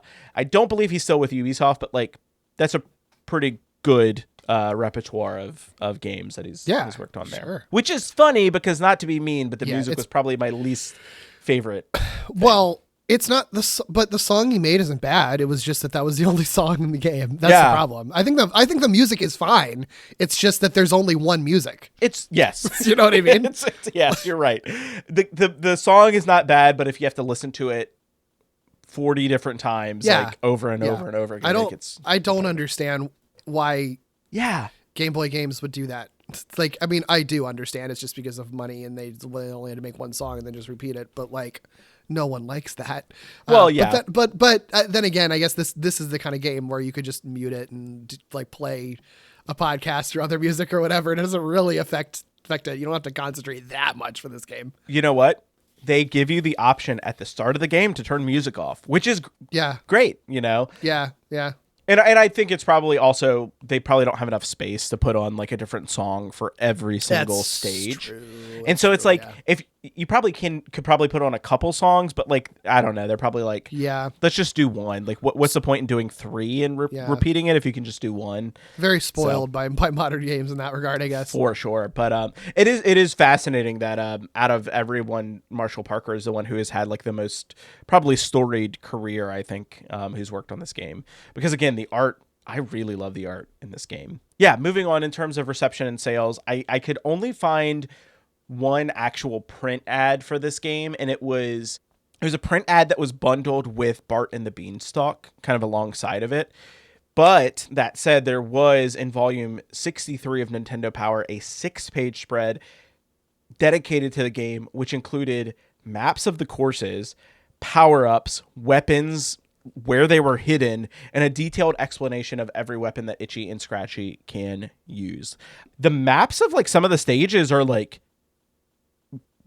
they're great. Like I forget that like gaming magazines used to do this kind of stuff of like, give you everything you need to know. And I also think like some of the art too that like is in I think you have art of like Itchy and Scratchy in like the what is it, like the Dinner with Andre parody that they do at some point in this spread, which is kind of fun. Yeah, just lots of just different like just art that's kind of like throughout, which I always love seeing that. So there was this kind of like 6-page spread. There was also in Electronic Gamer Monthly, I mentioned this before, a preview in their Next Wave segment that talks about the game coming out, but it's in December, so not sure what happened there. Yeah. No, these spreads are really great. Yeah, they're very awesome. Impressive. I mean, yeah, it's the kind of thing that I kind of miss is having like just a nice little, like, it's almost like a physical souvenir, like to a companion to the game that you got to experience, you know, like it's just really nice to have that stuff like that. Yeah, it's really cool. And one of the other things that's kind of cool about it is that they do show the difference between the Game Boy version and then the Super Game Boy version. So I'm not going to dive into the history or what Super Game Boy can do, but essentially Super Game Boy was a cart, like I said, that you put into your SNES and you put a Game Boy game in there and you can play it on your TV.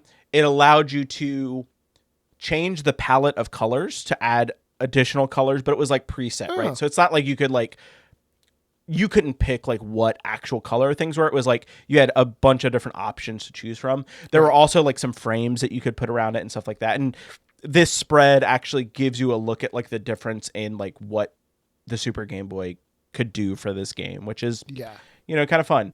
It's also kind of, again, this kind of goes back to my hypothesis that this was intended to release along like at the same time as the Super Game Boy, because it's advertised as, it says from the Simpsons television to your Game Boy, and then in parentheses, or Super Game Boy. So like they were definitely trying to call attention to that in this spread. Right.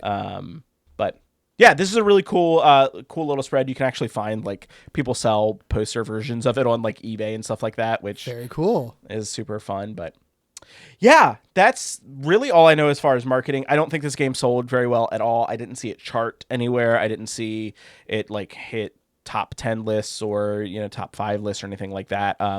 Again, this is 1994. There's way better games that are coming out on Game Boy at the time and on other systems.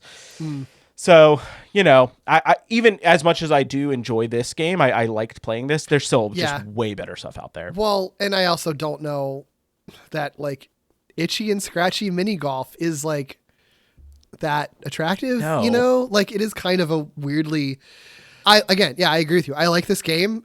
It is kind of a weird idea. Like it's a very distinctly unsexy idea for like your tie-in, like, you know, so I don't really like get why they did it, but I'm glad that they did because it's fun, but I'm not surprised that it didn't sell like gangbusters. Right. Yeah. So getting into the actual plot of the game, there is surprisingly a plot, Derek. Did you know that? There's a plot to this game. Oh, this is news to me. It doesn't tell you in the game itself. It tells you in the manual that there is a plot. So the manual for this game it's stylized as you're looking at a TV and there's images of Itchy and Scratchy and stuff like that. Okay. I immediately have questions, but keep going. It's fine. It's whatever. But to kind of kick things off, it starts off, it says, it's a beautiful summer day, and Scratchy's out for a relaxing round of miniature golf. The sun is shining, the birds are singing, and all seems right with the world. But Itchy has other plans. He's locked the gates behind Scratchy and has booby-trapped the entire course with bottomless pits, cannons, and other obstacles to ensure that the only holes in one in this course will be holes in one Scratchy the cat. And to make sure the job gets finished, Itchy's coming after Scratchy himself with chainsaws, bazookas, and flamethrowers. Oh, that Itchy. So yeah, the plot is that Scratchy goes for miniature golf and Itchy locks the gates behind him. Like but here's my immediate problem though. I don't mind this being an episode of Itchy and Scratchy. Yeah.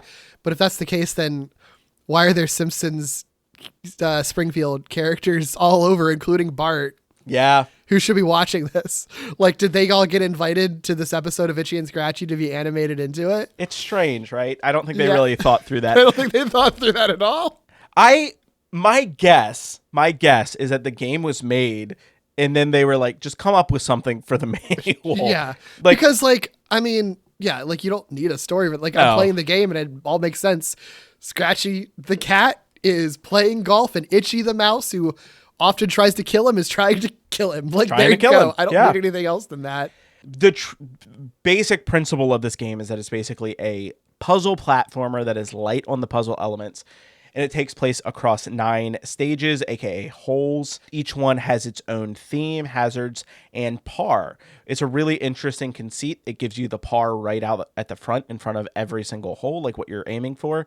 And it's, in a sense, you're just playing miniature golf. One thing I will note is that according to Cutting Room Floor, you can access any specific hole you want by selecting pressing select, up, select, left at the title screen. And then when you start the game, you will have a whole select. Nice Pretty that they have that. Yeah. Yeah. I didn't know that when I was playing it. But yeah, it's good to know for the future. Just a quick aside, but when I was looking at Cutting Room Floor, I also just was like, I don't think I looked at Cutting Room Floor for a few of the other games we looked at. Okay. Camp Deadly. I can't remember if we talked about this or not, but we definitely did not. What the fuck is this? This is wild, Derek. After the first level in Camp Deadly, you can warp to this like special room using like the debug key, and it's just Bart walking across, and there's like messages, and it says, "I love Maria. I promise to live with you and to be faithful to you for the rest of our lives. I promise to support and encourage you in the pursuit of your goals, and I promise to make Bart's in front of it, to make a loving home with you. Mark and Maria saw the world, June 1990. Oh my God, that is so sweet. It's so sweet. Why is this in a game called Bart Escapes from Camp Deadly, though? Because he was making, Yes. someone was making it, Mark was making it, and he saw that as an opportunity, and that was, the time to do it. It's just a nice little secret message. How do you get to that? Oh, you said with the debug key. Never mind. But that's really sweet. I hope they're still together. Yeah, I thought that was really cool.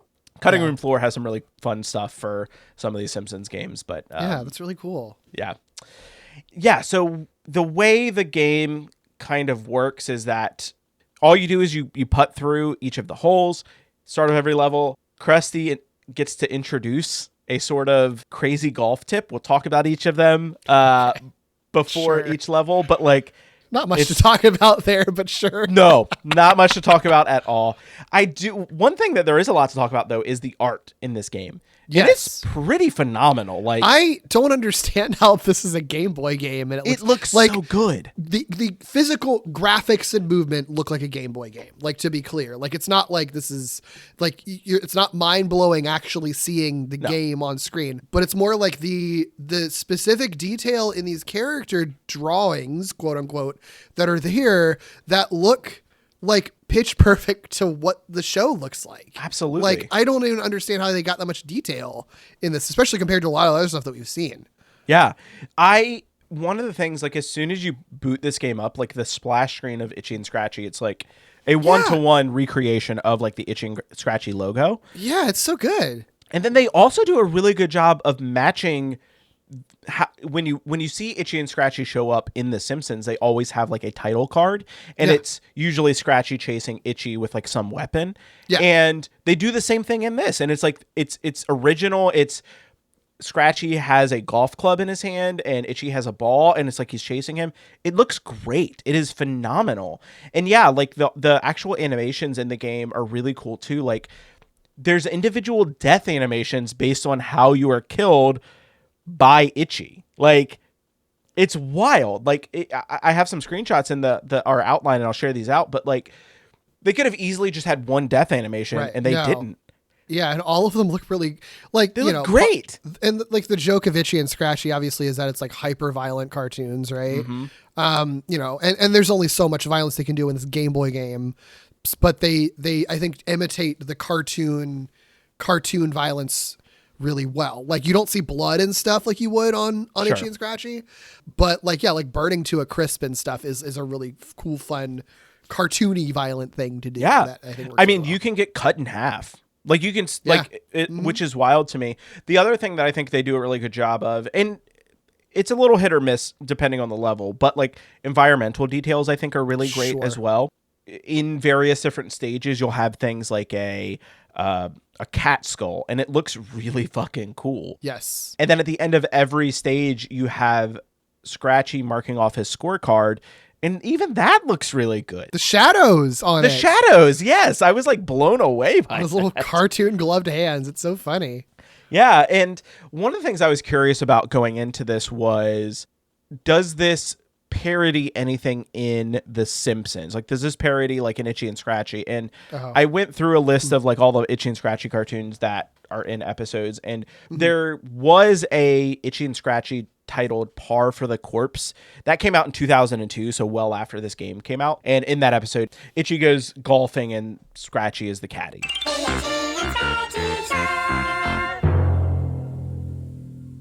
Tee one up for me. doing, Mousy?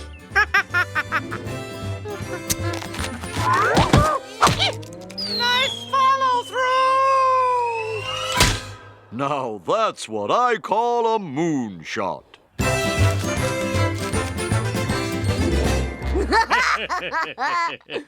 Now that's what I call a moonshot.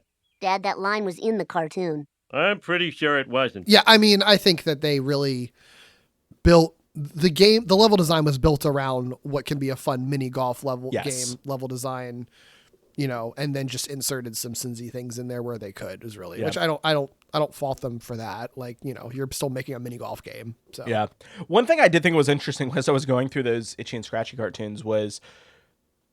There's a lot of sports ones, so it is kind of surprising it took them till 2002 to do a golf one. So I guess because every other sport is a little more violent than golf is usually. Yeah, for sure. But yeah, that's kind of like the lay of the land for this game. So let's jump into it. I do want to kind of there's not a lot to talk about with each of the individual levels, but like let's go through them anyway because there's some a little bit of interesting stuff. But we'll go through them pretty quickly. The first hole is Grim Furry Tales. Funny. That is a play on Grim Fairy Tales.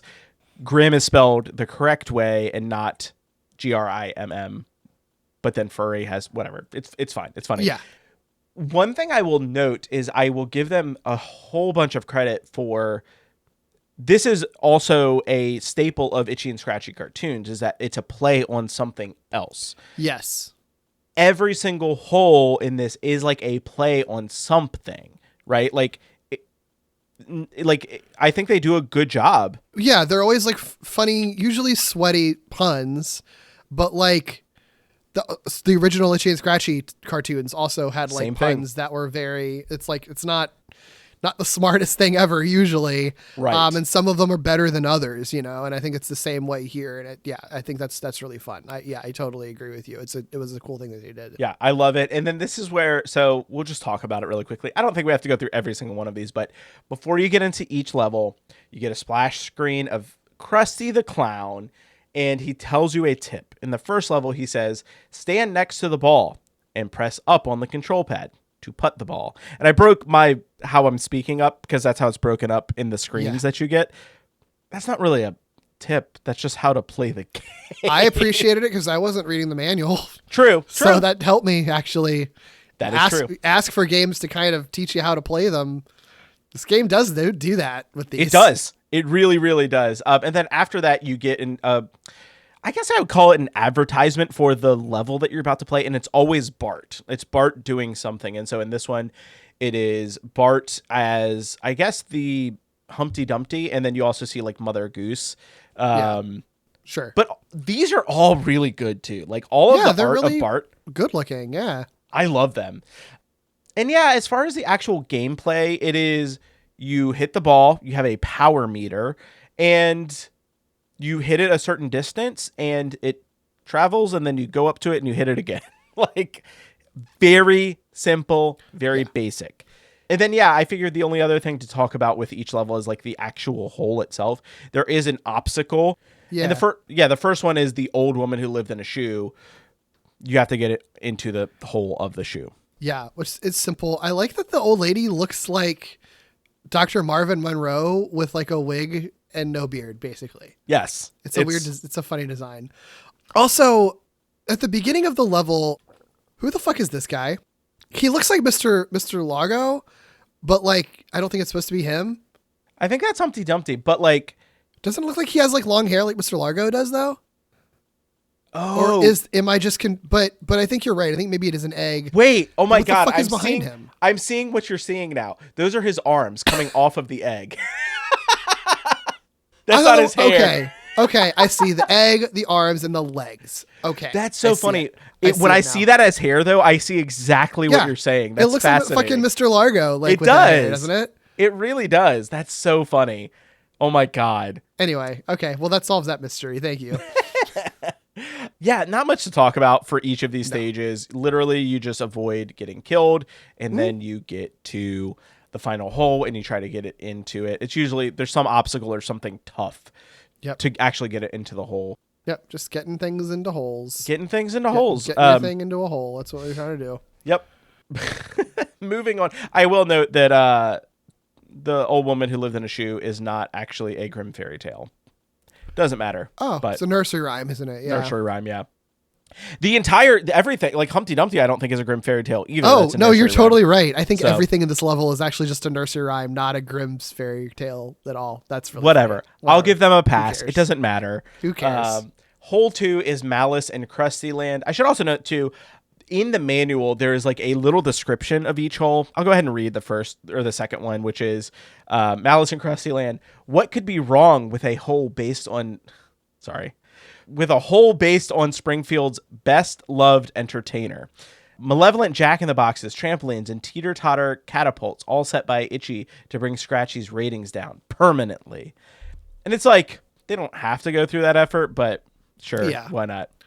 But also, so this episode of Itchy and Scratchy has Krusty the Clown, who's in it, who hosts his show that shows Itchy and Scratchy cartoons, is now in the universe of Itchy and Scratchy in this episode. I mean, I guess he could guest star in an Itchy and Scratchy cartoon. They could draw him into it. I wouldn't see why they wouldn't do that, but yeah. Anyway, it's fine. It's weird. It doesn't make sense. It doesn't make sense. The logic of the narrative of Itchy and Scratchy Minigolf, I think, is quite flawed. I would say. Very flawed. And yeah, again, not much to write home about with this stage, other than there's some added obstacles of Jack-in-the-Boxes shaped like Krusty's head, and the final hole is very creepy. It is Krusty's head, and you have to try to get it onto his tongue to get into his mouth. Fucking tongue, man. Jesus Christ. I mean, they also just randomly have just Krusty heads just on the walls all over the place in this level. It's so strange. Very strange. Yeah, that fucking tongue, though. Good Lord. It's like the tongue from, I don't remember which Nightmare on Elm Street movie it is, but where like Freddy Krueger's tongue comes through the phone. Oh, yes. It's like that tongue. Yeah. I also think that is again, this feels like a standard miniature golf thing, because in the movie Happy Gilmore, I'm pretty sure there's a clown element of like trying to get it into the clown's mouth. Okay. So like, sure. I don't know if they all just kind of like got the same inspiration from like a, similar thing, but like that's a trope in miniature golf entertainment, which is very small. That's a very small segment of entertainment, but that's two things that have it. So that's kind of fun. Yeah. Hole 3 is Rest in Pieces. I do like the description for this one because it says, if this crypt-ick hole is as tough as it looks, it could be Scratchy's last resting place. I'm not going to read the whole thing. I've definitely seen some cryptic holes in my life. Some crypt-ick holes. Were they as tough as they looked?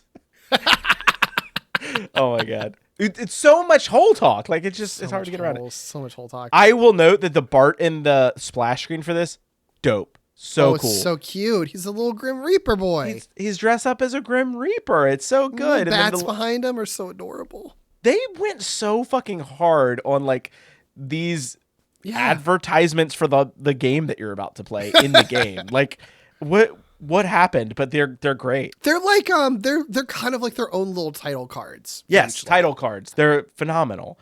And then the actual hole, the last obstacle in this, is the Grim Reaper just lifting and raising his scythe. Also love the Grim Reaper design in this. He's adorable. Like that really Grim Reaper is great. Yeah. Again, a lot of these stages, the looks in the background all look different, but there's not much difference in terms of what you're doing. So just kind of scooching through these really quickly. Hole 4 is Pirates of the Scratchabean. That's a stretch. That one's a little bit of a stretch. That was the one that I was like, this is real sweaty. Like, y'all could have, I don't know, taken another couple of thwacks at it, I mean, the Simpsons writers aren't writing these, That's true. That's true. I think even if you look at like some of the Simpson or the Itchy and Scratchy titles of episodes, there's probably some that are sweaty, but it is so sweaty that it's like funny. I guess they could kind of circle back to that. Yeah. To be fair. Yeah. So. It is. It's fine. It's fine. Yeah. Bart, we have as the title card, Bart as a pirate. Again, awesome. Looks great. And then the only other thing I'll note about this stage is that there's cannons that will launch your ball. So it does kind of change up the gameplay a slight bit in this stage. And then the final hole, I was a little frustrated with this because of some things that we'll see a little bit later, but it's a pig pirate. Yeah, why is he a pig when no other thing has been an animal person? Why is he a pig, for one? Also, if you're going to use Simpsons characters, I feel like this is a great place to put, like, Chief Wiggum or something. Like, if you, I don't know, like, I feel like they could have done that. Had the Sea Captain debuted yet? Or the Sea Captain. Good question. Wait, wasn't he literally in one of the episodes that we watched? New Kid on the Block is the first episode. So season 4. So yeah, they could have fucking use actual Sea Captain for this. Especially considering the unfortunate depiction we get a little bit in the next stage. So the next one is Ice Cream of Genie, which is a great title. Yes. I like that one. That's a good one. And I'm not reading all of the descriptions because they're all just kind of just jokes and jokes. It doesn't really matter. Yeah. And this one, I like that it's Bart flying on a flying carpet. Yeah, it's all kind of like riffing on Aladdin, basically, is what this level is doing. And of course, the final hole is a genie lamp, and the genie in the lamp is a poo. Yeah, which, I don't know if it needs to be said, but like India, being Indian and being Arab are not the same thing. Not the same thing. But you know what? When you're in 1994 and you're someone making these games, you're just sort of like, well, hey, it's a brown person from, I don't know, somewhere over there, right? Yeah, they're going to be on our Aladdin level, right? Of course. Jesus. Yeah. We haven't talked a lot about the gameplay itself in this, but like I do like in this one at the final hole, the added obstacles in this one. There's some floor plates that if you press, it like has like explosions or like darts shoot out at you. And then there's just random blocks that move up and down that like block you, which are weird. Sure, but whatever. I do like that you have to like position your ball on a block that moves up and down to kind of make it into the hole. I agree with you. I think it's fun and it's not as hard as you would think it would be. Right. It's like the right amount of challenging. Yeah. Uh-huh. Yeah. Anything else on this one? No. It looks cool, but also unfortunate. Yeah, it's just very tropey. But hole 6 is Chop Along Scratchity. That's another one that I'm kind of like, huh? Yeah. Yeah, it's Western themed. You get the splash screen. You get Bart aiming a slingshot at you, which is interesting that they have a front-facing character. They tend to not do that a lot. This is a drawing that I've seen many, many times. This is like one from a classic Matt Groening piece of art that was used on a lot of marketing stuff, like from like season 1, I think, possibly even. I've seen this many, many, many times. So they really are just copying a front-facing Bart slingshot thing and just adding a cowboy hat to him, which, to be clear, it looks good in the game. And Also, I like that go ahead. You're going to say the exact same thing. The cowboy hat has his spiky hair. Like, It's great. It's very fun. Very funny. It's very fun. And nothing super crazy in this one either, other than there are some added cannons that are not intended to shoot your ball, but to shoot balls at you. Yeah. And the TNT in this level too. There's like some TNT stuff that can cause you some grief if you're not paying attention to. There were a couple times where I definitely ran just right into the TNT and was yep. Yeah. Also, I did notice in this one, you walk behind elements sometimes. I couldn't tell what it was supposed to be in this one, but like, I guess it was to see a waterfall or something like that. But I thought that was kind of a cool to give some, give it some depth, that like sometimes you walk behind walls and behind waterfalls and stuff. And it's not like a secret or whatever. It's just a part of the level design. Yeah. It's really cool. Again, art design just kind of really stands out throughout this entire game, barring like a few things where it's just kind of like there are some moments where like the backgrounds and stuff are a little barren or there's not a lot happening in the game itself. But yeah, you're right. Like the waterfall element where it's like in the foreground and you walk behind it is really, really cool.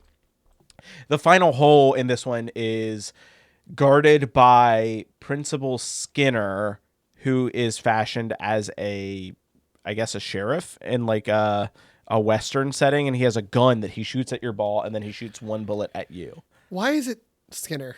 I don't know. I double checked, like Rich Texan, who would be perfect for this, had only just debuted like in season 5. So like they probably were making that before he showed up, to be fair. Sure. So I don't know I don't know who my brain doesn't go to anyone immediate that would be better for this, but I feel like there's probably also many people who would be better than Skinner. Yeah. It's weird. I guess if you carry through the story of Bart is kind of the outlaw on the splash screen. Oh, and then I guess that's what they're going for. But also that's weird. Like, how does that work? It doesn't matter. None of that matters. It's just they just pulled a random Simpsons character. It's a random Simpsons character. Yep. Yeah. And then we get to hole 7, which is Patty Meltdown. What is Patty? Why is it called Patty? Oh, hold on. There's not something obvious. There's not something obvious that we're missing, right? Patty. So I'll read the description for this one just to see if there's something there. This one says, Get ready for a shock. Itchy's a master at generating mayhem, especially when let loose in a power plant. He's sped up the conveyor belts, activated the magnets, and has set off the energy dischargers to put a spark into your golf game. Nope, nothing there. I don't know what a Patty Meltdown is. Because my brain keeps going to like Patty Bouvier. Krabby Patty's a SpongeBob Krusty Burger, so it's not a Krusty reference. I really don't know. Patty, you never use that for a word for like, is the word Patty ever used in a violent way or like to refer to I don't know, something left behind? Like you get chopped into a patty. Is that what they're referring to? It's just so strange. That bothered me so much. I was like, what the hell is a patty? Yeah. What are they referring to here? I don't know. Listeners, if you know what we're missing, let us know. I would love to know. What's the pun supposed to be? Don't get it. I don't get it. But what I do get, the fucking art, the splash art for this one is so good. Yeah. It is a nuclear explosion, and it's Bart as a skeleton. I love it. It's my favorite one. Super good. This is probably the most interestingly designed course because it has, like I said, conveyor belts. It has magnets that like move your balls in different directions, and then it has like other hazards throughout. Like there's a electric beam that comes down, and you have to kind of avoid it at different parts. This is like the most interesting level by far. Also, I think it has like, even with the art that we've been praising, it's probably the most artistically like cohesive stage. It really feels like a power plant, I think, throughout. Totally. And then the final hole, you have one of the, I think they're smokestacks, right? Like the big. This is so funny that you said that because I was just trying to look up what the names for those fucking things are. I always refer to as smokestacks, but I don't know if that's like the actual name. Are they coolant towers? Coolant is that what towers? Maybe they are. Whatever they are. It's like the big tower. Yeah, cooling towers. That's what they are. Okay. Yeah. Then it's a nuclear power plant cooling tower that will send out energy and move your ball back, which is kind of funny. It's funny. But it looks really cool. Yeah. This was my favorite stage. It's good. It's a good one. And I like that there's like the little tiny cooling towers that you pass. Yes. Before you get to the big one. It's I don't understand why, but I like it. It's awesome. Moving on from this one, we have hole 8, which is 20,000 Mice Under the Sea. Sure. Fine title. The only thing I found really funny is that like it just coincidentally in Homer Badman, there is the dream sequence of Homer, imagining them moving under the sea, and then they have a Little Mermaid parody. So it's funny that there is also an under the sea thing in this game. I like that. It's great. I will say overall, I found this level bland. Like there just wasn't a lot going on, which is surprising because it's like a water level. You think they could do interesting things with it, and they kind of don't. There's just like some seahorses in the background that don't move. So yeah, it's weird. Also, the conceit is interesting. You have to hit your ball into these caverns that like teleports it somewhere else. Mm-hmm. I didn't know that to begin with, but that's cool. But like, I don't know. It's not like you're actually underwater either. Like the physics all work the same. I'm not asking for them to do anything different with the physics, but it's also just like, it's very strange. And then the final hazard is a big octopus that blocks your ball from going into the hole with one of its tentacles, which was one of the more frustrating ones, I will say. But also, I love the freaking octopus guy. He looks great. Oh, the angry octopus dude. I love him too. So good. Yeah. He's awesome. And way less creepy than Krusty's tongue coming out to block your shot. Yeah. Yeah. And then finally, we have hole 9, which is 9.5 Shrieks. I think that's a fun title. Yeah. No, right? it's fun. I'm down with that. I'm down with it. At first, I was like reading through the description of this one, and it says, normally black cats are an essential part of any horror story, but Itchy's fixed this hole so that Scratchy is highly expendable. Even, quote, Mother won't be able to help you through as Psycho Itchy stalks you through the halls of this abandoned haunted house. And at first I was like, who is Mother? Who are they referring to? Oh, it's Mother Goose from the earlier level has like come back. God. But then I got it. It's Psycho. Yeah. So. Yeah. That's funny. Yes. The funny thing, okay, so the crusty tip in this one, I will mention it because it's very funny because it's before you get into the stage. So it's a little like, what are they talking about? The crusty tip is once a hand has your ball, stand next to it and press B to fire. And it's like, if you haven't played it yet, yeah, I remember thinking like, what the hell does that mean too? I remember, yes. I had to double back at that too. Once a hand has your ball, I was like, I also love. What? What do you? What are you? I'm the hand who has the ball. What are you talking about? The splash screen for this one also is great. It's Bart yelling, "Yeah!" and there's a weird spermy looking ghost that he's yelling next to. Also called them sperm ghosts. That's great. Yep. Yeah, when the hand has your ball and you're yelling at sperm ghosts. The ghosts are really cool though. I like them as gameplay elements. Yeah. I don't understand them necessarily because they don't hurt you, but they will if your ball hits them, I think, eat one of your strokes. Yeah, I think that makes sense. Which, sure. I mean, I guess that's... Sure. Why not? Yeah. There's no real penalty to taking as many strokes as you want in one of these levels, we should note. It's just for that if you want a high score. Yeah, if you're going for a high score. And you won't get a extra life if you go over par. So, whatever. But it is kind of fun. You got these hands that pop out of the ground next to the ghosts. Your ball, it grabs your ball, and then it like moves in different directions, and then you push the button to fire it, and it throws it in a specific direction. Very interesting. I also will commend them on having the hands that come out of the ground have the right number of fingers for The Simpsons. Oh, I didn't even think about that. You're so right. Yeah. So that was pretty great. And overall, I think the aesthetic of this level is really great too. It's got like wallpaper and stuff, and like it's like peeling apart. A lot of detail. So much detail, and they don't need to do that, but they did, and it's great. Yeah, it's very impressive. And then finally, the last hazard here is a headless Itchy throwing hatchets at you. A big headless Itchy, I should say. Feels appropriate for the final hole. Yeah. It was also very tough. This one was the hardest to get past, I think. Sure. Because it would keep just hitting your ball away, and then it would keep throwing hatchets at you. What happens if, because this was the same way with like the Skinner one where you can get shot by the gun. What happens if you get you have like 0 lives left? You get the ball in, but you're also shot at the same time that the ball gets in. Oh. Would you still proceed, or would that kill you?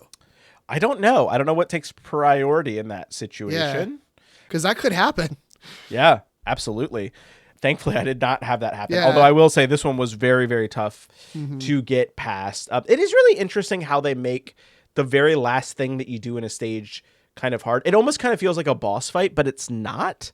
You know, like it kind of is very boss fighty, but it's a little. I think that would probably be the thing. If I classified anything as unfair in this game, it would be that, where it's like most of the enemies in this game you can avoid pretty easily, but when you get to this part, it's a little bit hard to like combat like the hatchets coming at you. Sure.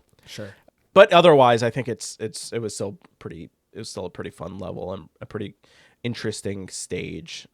I do like that you can also go past the hole too. Like you can go past and like I think one of the stages actually has a hidden power up or an eraser to lower your score past the final hole, which is kind of fun. So yeah. But yeah, that's the game. Once you beat it, you beat it, and there's nothing else. yeah, that's fun. It's fun. It's a fun game. I think if I have like some the criticisms that I have for it, I like that this doesn't have the problem of other games where there's like just tons of villains coming after you. Like, yes, the hazards are pretty clear. Scratchy is the only enemy that will show up and try to attack you, and he isn't always there. It's only showing up at certain areas, and then you just have some of the hazards on the field. But even then, there aren't that many of them, and they're usually pretty easy to figure out how to avoid.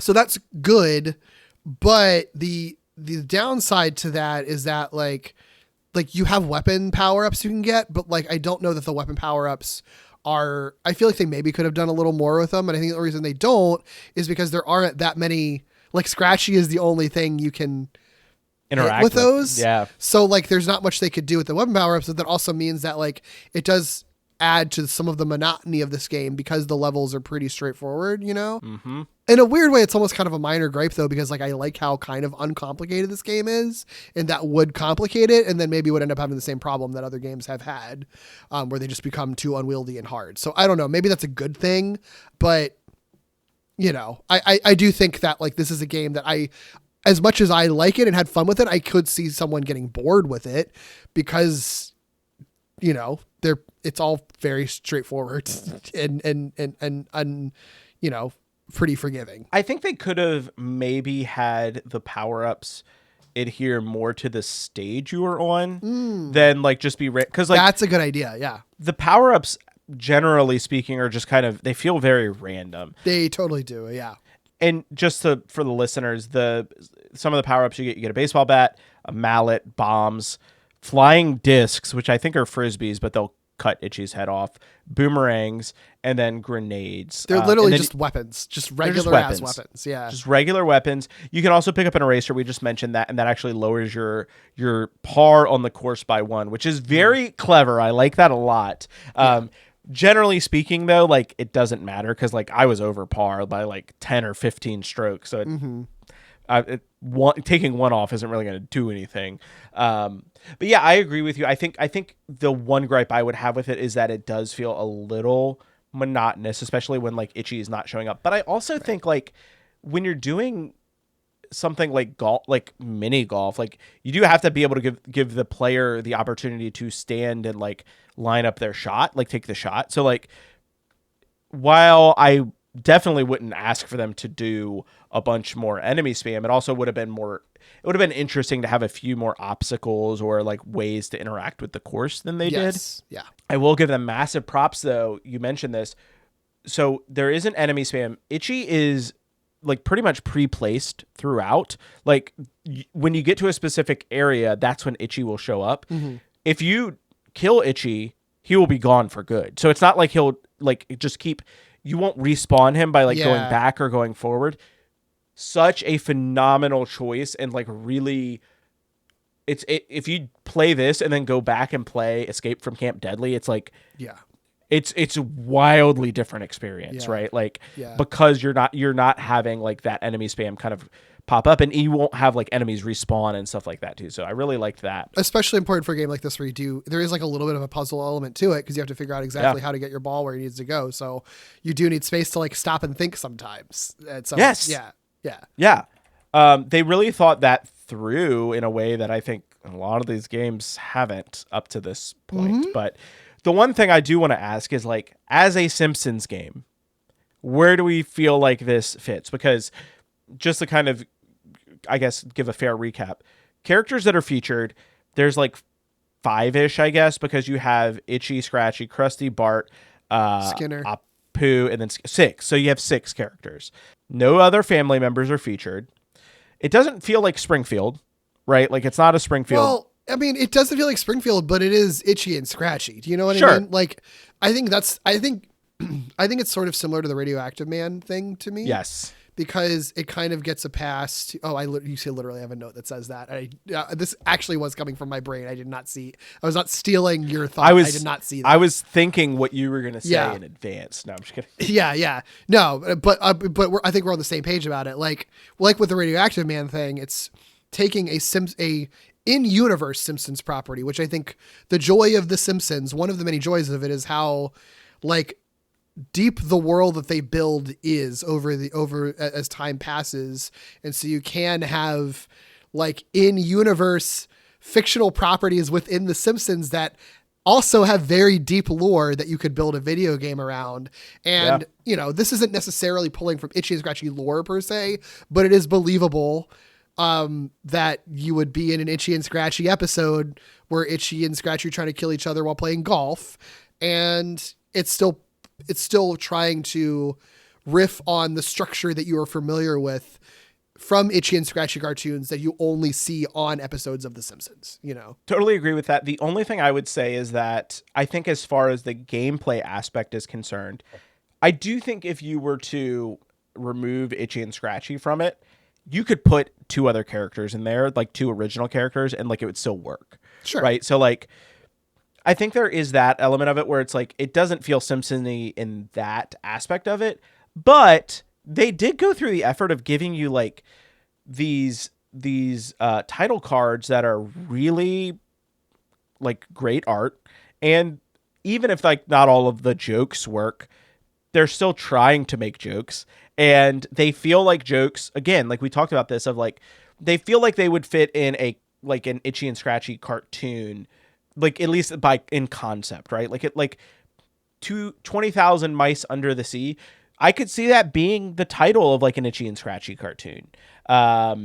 Maybe not Patty Meltdown, because I don't know what the hell that means, but like, you know, and some of the more sweaty ones, like they probably would refine a little bit more, but they feel like they're in that same vein. So like, I think I also give this a similar pass to Radioactive Man of, yeah, it's pulling from the lore of something within the Simpsons universe. And I think that it works well enough that like the Simpsons element is still there. And even like if like you want to call like the title cards of Bart like just kind of a throwaway thing that they added, they still didn't have to do that. Like it's still it definitely adds to the flavor of this game for sure. Yeah. And so I think like it's a fun game, and I think the Simpsons aspect of it is there. I think this is a good Simpsons game, overall, in my opinion. Like, this was a really, really cool one to like actually. I was actually waiting for this one because I knew like we were gonna be getting out of like Bart mania of everything, and Bart's still present here, but like he's also not like. Yeah, barely, and this is such an interesting concept of a game, like you know, like it's I don't know, it's just fun. They didn't have to do something so original. It is literally Deadly Minigolf, which is an objectively funny concept. So yes, 100%. Yeah, so definitely one that I think listeners, if you haven't played this one, go check it out. Like it's easy to go, you know, find on emulators. Go play it. It's worth checking out, I think, for sure. It's really fun. Really fun. Yep. But I think that's enough of discussion for this one, because we're going to be talking about Itchy and Scratchy again in just another month, because the next game that we are playing, it's still everyone's favorite murderous mice and cat duo. It is the Itchy and Scratchy game. So if you're playing along with us, go check that one out. And also, if our ideas are intriguing to you and you wish to subscribe to our newsletter, be sure to follow us on Instagram. We are at Simpsons Gaming Pod. You can also email us questions, corrections, or just Simpsons quotes you really like at simpsonsgaming@gmail.com. Plus, you can follow us each individually. Derek, where can folks find you and all of the great stuff that you are working on? Sure. You can find me most places at Derek B. Gale, and my other podcasts are all with Glitterjaw. That's Walloping Websnappers that I do with Doug, which is a Spider-Man podcast where you do deep dives into every Spider-Man cartoon. Also with Doug, I have Skreeonk, a Godzilla movie marathon where we're going through Godzilla's filmography. And then with David, I have Gimmicks, where we look at high concept and experimental television. And also plug, I was recently a guest on the Best Stuff in the World podcast to talk about The Simpsons. Yes. It was a really fun time. Yes, I listened to that episode. It was phenomenal. It was really fun. Yeah. Go check that out. As for me, I am at Awkward Comedy. You can check out my other show, Distant Echoes, a Star Wars podcast where my partner Cass and I watch every episode of every Star Wars TV series in whatever order we please. This podcast is also a proud member of the Glitterjaw Podcast Collective. If you're looking for other queer media podcasts, you can check out the full roster of Glitterjaw shows at glitterjaw.com. And of course, our incredible theme music was recorded by the band whose name you'd love to touch, but you mustn't touch. That's right, it's Max Power. A few of those dudes are actually now in a Taylor Swift cover band called Taylor's Version. Wow. Absolutely go give them a follow. They're Taylor's Version VA on socials, so it's awesome. And remember, as always, tell your parents to listen to Lee Carvalho's Potting Challenge. Or go to hole. Go to hole. Yes, that reminds me of go to bread, but also...